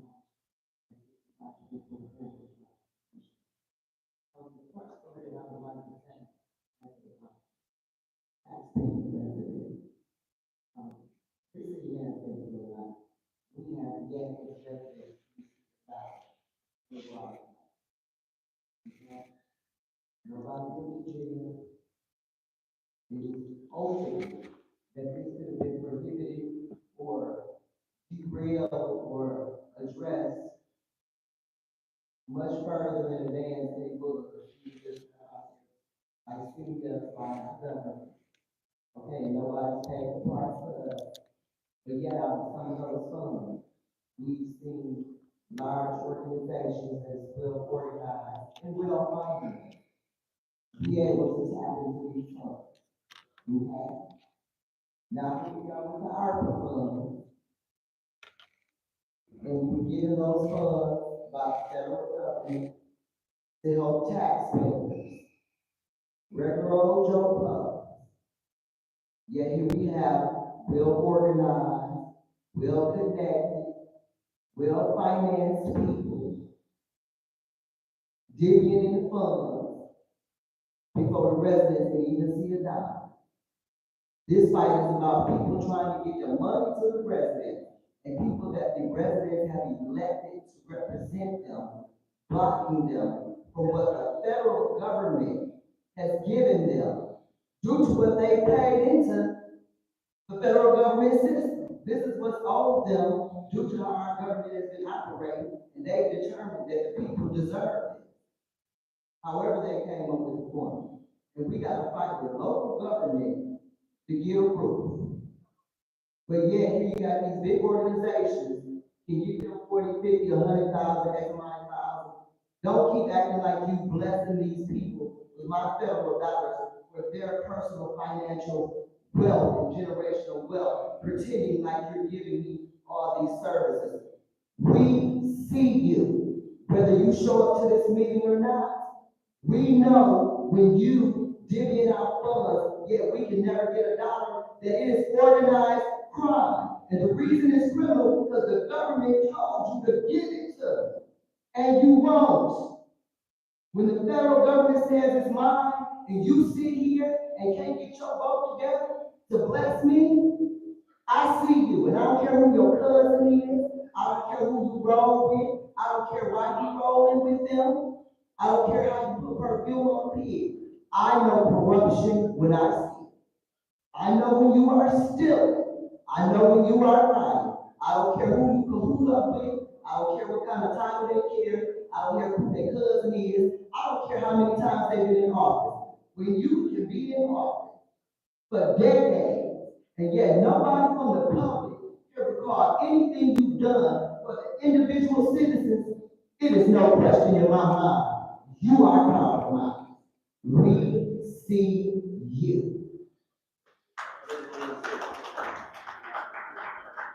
Carol McIntyre in the house.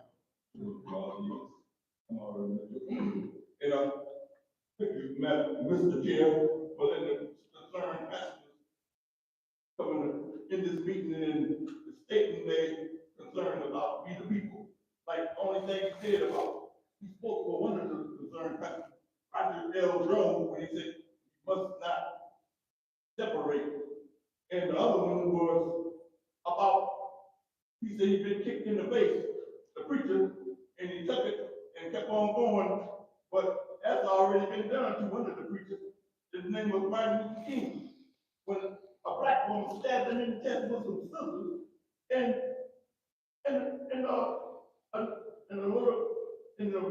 one of the first people in the public said, I'm glad you didn't sneeze. That was a little white girl. But I mean, if he would have sneezed, he would have died. It would have been killed by his own black woman, a black woman, still a person from another race, but he ended up getting killed by the other race anyway, with a bullet, with a deer rifle, and all that stuff. That's been done already with concerned pastors, fight for God, right?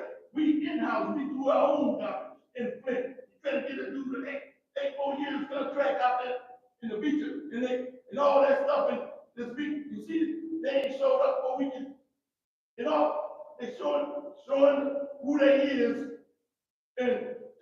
$1 million for, and all that people fighting over there, getting them up. Anyway, he stated, my councilman stated what's going on. He mentioned the Father, Son, and the Holy Ghost. All of them in the room right now, so that's all I'm saying. Amen. Good evening, council. My name is Peter. I am a resident of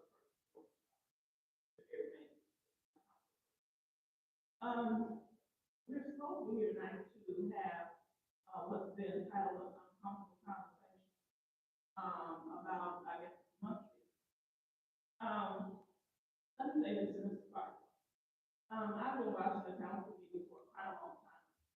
And in my opinion, up until maybe about a couple weeks ago, I did not care for how we were acting. And I also felt that early on, when things didn't go your way, you appeared to be pouting. I didn't care for that. But having said all of that, regarding the monkey business, I did not feel in no way that you were being racial or it was racially driven at all. I do believe that you truly proved up your work. That is what I believe. And as far as where do we go from here, we cannot go forward unless we deal with the monkeys that have been in the room, the issues, the bad issues that have been going on. There cannot be no going forward until you deal with what has happened. Then you move forward. It seems to me that in the spiritual arena, that they want to create some spiritual monkeys. Let's just pray about it and move on. In the Bible that I read, there's a part of Jesus that went into the synagogue and he whipped the money changers about it. Before he whipped them about it, he turned over tables and whipped. He also called the Sadducees and Pharisees, you lying vipers, hypocrites. So when you have bad behavior that is not being checked, it needs to be addressed. So before you can move forward, you have to deal with what's going on, what has went on. And it didn't just start. It's been a lot that added up to this part where we're at now. Yeah. So having said all of that, let's deal with what's going on right now. What has been happening up until this point, then we can see how we can move forward. But I do appreciate the council coming in tonight, as well as the residents for showing up. Well, Matthews, firstly, I'd like to say to Mr. Piper, I accepted his information to instigate. No reason to believe otherwise, that's my metaphors, and often not good at that. So, putting that aside, one thing, Pastor Harrison, the other pastors are fine. And I'd like to make my own observations about what Scripture requires of us, because I think the question is, what should we do, not what's been done. And what Scripture says is if you're attacked, turn the other cheek. What the Scripture says is forgive, and you will be forgiven. Give, and it will be given unto you. Good measure, pressed down, running over. The measure you give is the measure you get. And finally, in Micah, it says, what does God require of us, O man? It says, do justice, show mercy, and walk humbly with your God. Thank you. Miss Dan Marie, you all right? JJ? Again, my name is Jan Marie Arbor, 7 Point Road. Excuse me, Mr. Chairman. Ms. Murphy, thank you for being here. I didn't expect that fifth person, more would be here.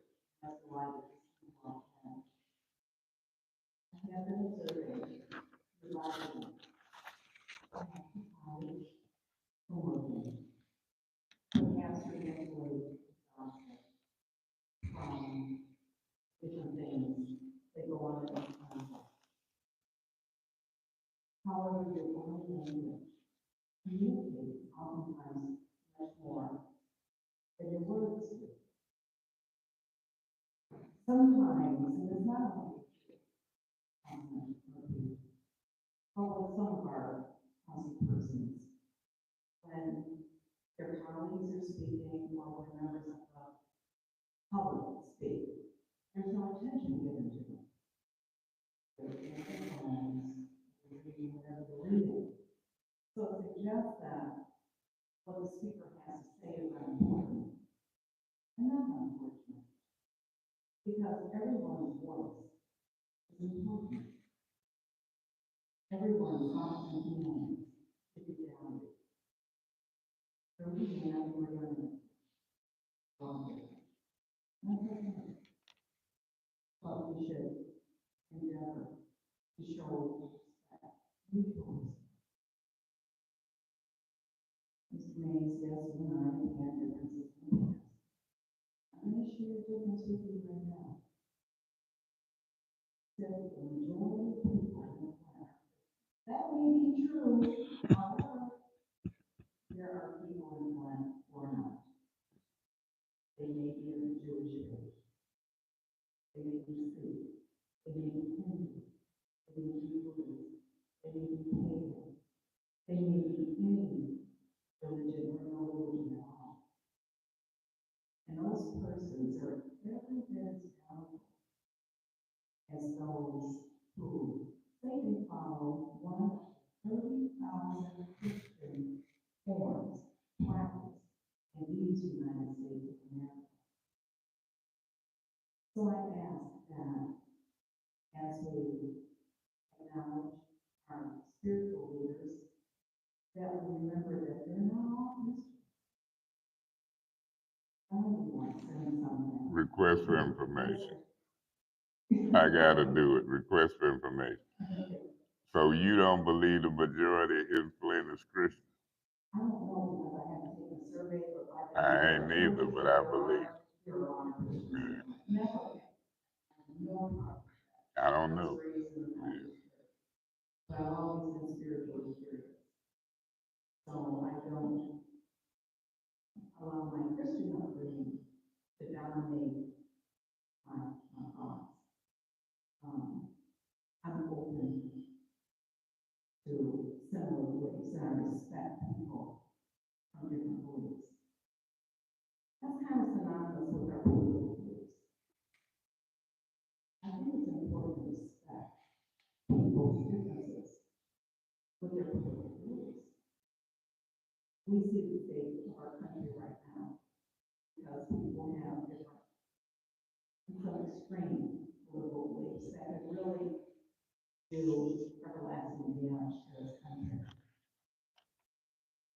That's a macrocosm. This is a macrocosm. How do we deal with people in our city? How do we, how, as the pastor asked, how do we pass problems that we have? I'm burning. Totally, yeah, I do that. It would be very, very difficult to work amicably with a person who has affronted you so personally and has never owned up to it, has no contrition in their spirit, and has never asked for your forgiveness. I can only hope that that individual would, to free herself, to free you, and to make it possible for you to do the work in the business of the city. For that is why you're all to do the work. It would miss.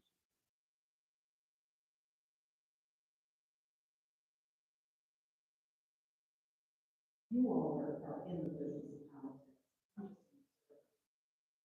But I've got to say, like legal, based on my observations, it would appear as though there's a lot of undue influence on this council in a non-productive way. Now, I've always heard that in the administrator's office, it's important that that administrator, that mayor, have X number of votes in order to get their dues. I've heard that years ago. I'll work that. That may be true, and that may be important. But it's in how it's done. That's correct. And it appears as though there's a great deal of implicit going on. There are people who are being manipulated. There are carrots being dangled. There are words being used that are not necessarily true, but they're used to scratch your itching ears. Tell you what they think they want you to hear so that they can manipulate you to get what they want.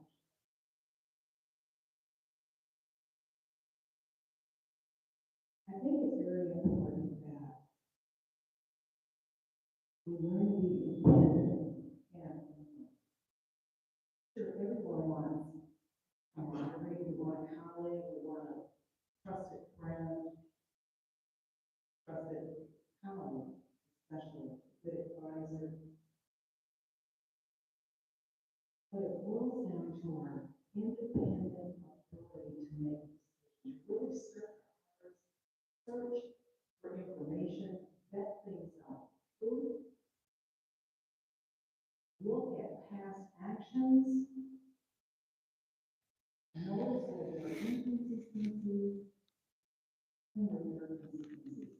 Weigh things out and then make a decision, instead of being guided on people whose agendas aren't just.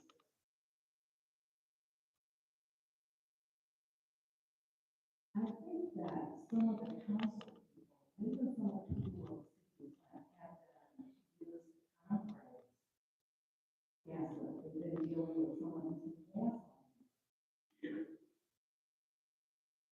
That's not only in the administrative, also in the council. I take an umbrage with the fact that there is here who differentiates herself from the rest of you by bringing in an unnecessary title, which is inappropriate in this form. Just as it's inappropriate in the halls of Congress, where there are medical doctors, there are dentists, there are attorneys, which are doctorate, they hold doctorates in jurisprudence. None of them use those titles. They're called representatives or senators, because those are the offices for which they were elected. Likewise, this time, each of you, whether you're a Mr., Mrs., a Ms., a doctor, or whatever, you are elected to serve as a council representative. And that's the title that should be used. It's councilman, councilwoman, or councilperson. Doctor has complaints. It's fine. By using that title, there's an inference that the individual has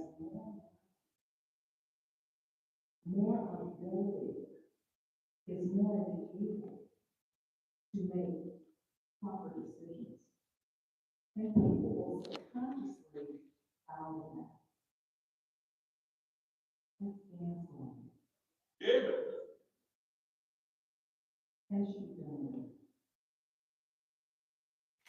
That helps the level of playing field. So then the pastor says, what have you done? How to bridge the divide? That's one thing. Recognize the whole person accountable.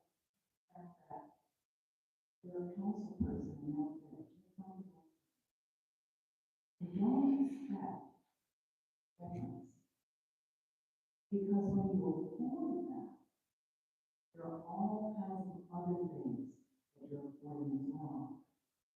You're actually giving away your power. Now, here's another thing, Mr. Mays. I have a disagreement. Say that again. There's another little have a disagreement with. And Okay. I agree with like Hillary Clinton did during the White House. I agree with you that Mr. Trump, all the whatever he did, here's the statement while she was first lady about young black men. She said that they must be brought to heel. Now, for those of us who love canines, and we need to control them, what do? We bring them to heel. So without saying it, she inferred that young black men were out of control and to be brought to heel and led by the chain, held close down, in other words, put them in jail. A lot of black people remember that. Even though a lot of black people respected Bill Clinton as president and appreciated the fact that he could roll back his wife stepped on a lot of toes. Now, I bring that up for this reason. You mentioned that Councilwoman Hoover, Councilwoman Lewis got together to rewrite the rules for this body. I believe that to be true. And I believe that was to bring you to you. Because you are the senior person. You know these rules inside and out. You're the most experienced person. You have forgotten more than they will ever know. Based on your experience in these chambers, the persons with whom you have worked over many, many years. And in order to control you, so that they could fulfill the agenda of the administration that they had already gone into, they had to shut you down. That's also why you were kicked out in September, because they had to push the resolutions through.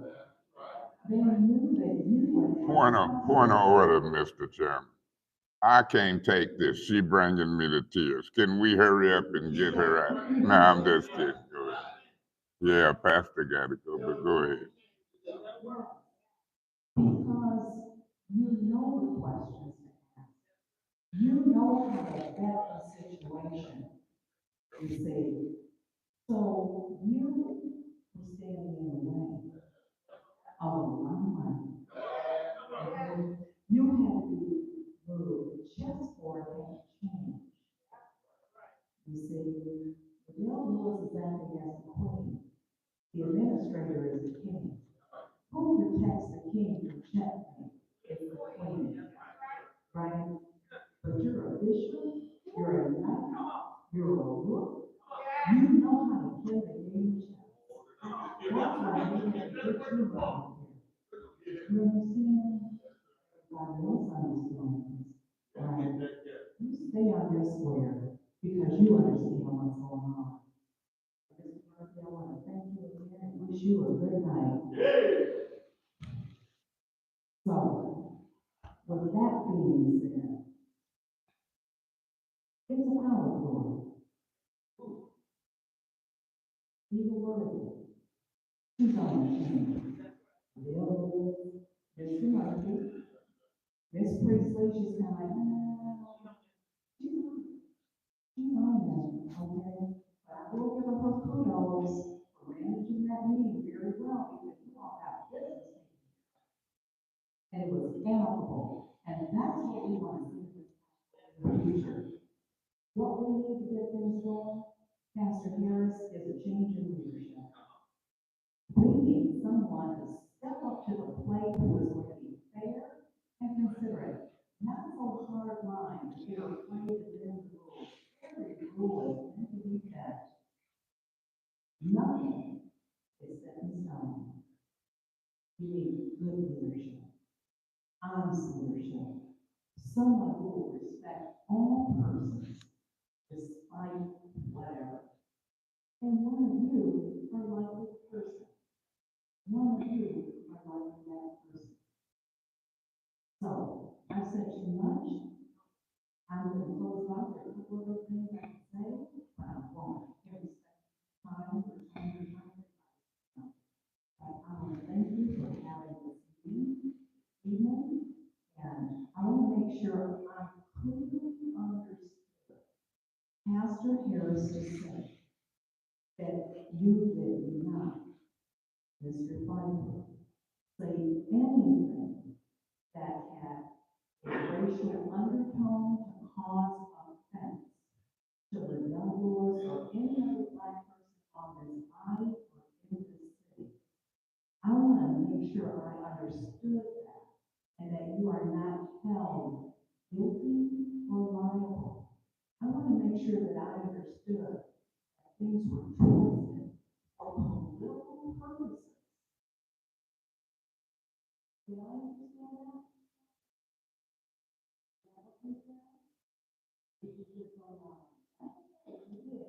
I'm going to repeat it. I want to know that the concerned pastors are not holding Councilman Dennis Pfeiffer liable and guilty of speaking toward the young boys in an unprofessional way by calling her out, by referring to her as a primate of any sort. I want to know that that's what's come out of your mouth. That is not just the implication, but that is what you mean. That Liddell Lewis is not hiding behind your fault to appear as though she is one. She is a victim of racism, and that you are supposed to fight her battle, her false battle, her contrived battle. We want to know that this man is innocent because we believe him to be innocent. We want to hear it out of your mouth. Please make it clear. Thank you very much. Mr. Chairman, I think one thing me and Ms. Jan Marie can agree on. I think she talked more than I do. They're gonna say no. Pastor Harris, is we about ready to wrap up, Mr. Chairman? Pastor Harris, you got a pastor with you? Anything y'all wanna say and take us out in prayer? Put in words in my mouth. I said at that press conference, I did not address what it's about. That's what I said. Now, the devil may have used my presence to do what she did. Personally, I don't hold it against her. But I want you to be clear on what I said at that press conference. I didn't even address it. Whenever you make a statement, people can interpret it a whole lot of ways. And that would be one of the ones where you could say that it is true, but that's an individual thing. And I accept what he said, that he didn't mean it that way. And I happen to be one of the slander area with him. That's what Pastor Harris said. Okay, now I'm closing in Superintendent and close this out in the word of prayer. Forgiveness. A lot of times when we talk about that concept, we think forgiveness is for the other person. Forgiveness is for you. It sets you free. If the person said, I don't care what you think, I don't like you, I'm not going to apologize, set yourself free and forgive us our trespasses as we forgive those who trespass against us. Pastor Harris, how many times can you be forgiven? How many times? How many times? Everybody, please stand in your mind.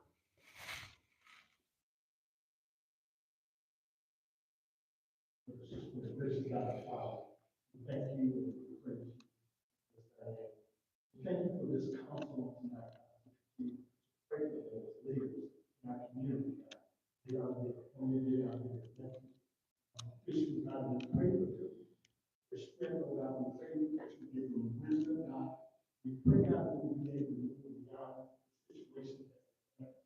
pray for a spirit of forgiveness.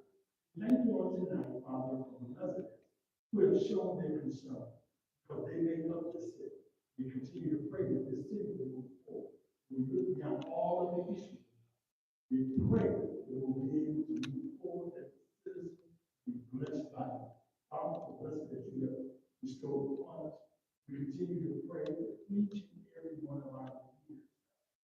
God, we pray that they will be able to work together, even amongst the differences. And we thank you now, God. We thank you for those that saw fit to have this meeting. We pray, God, that nothing will be missing, that the enemy will not come in and try to be divisive. Even in this, your word says that remember that in all things give you praise. So we thank you now. And the Lord also says that we're not, thank you, we're not to let our good people fall. So I believe tonight, Father, that we have come together with intention. We have a heart to come to try to make a difference. Thank you for all this stage. Thank you for those in the left. God, you know who's going to be who's not.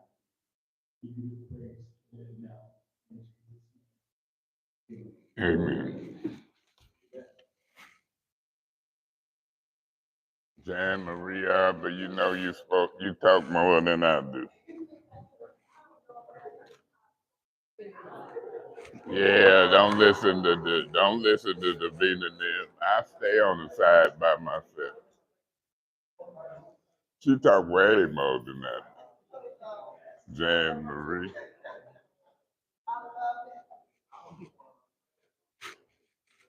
And I could have been home watching TV if I didn't listen to Jan Marie. Great.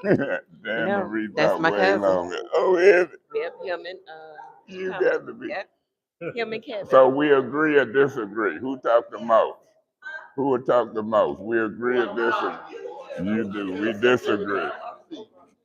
Papa, I gotta run to the bathroom.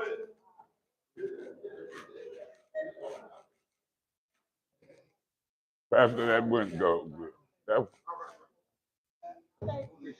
It was time consuming, but that's what we wanted to do. Thank you, Steve.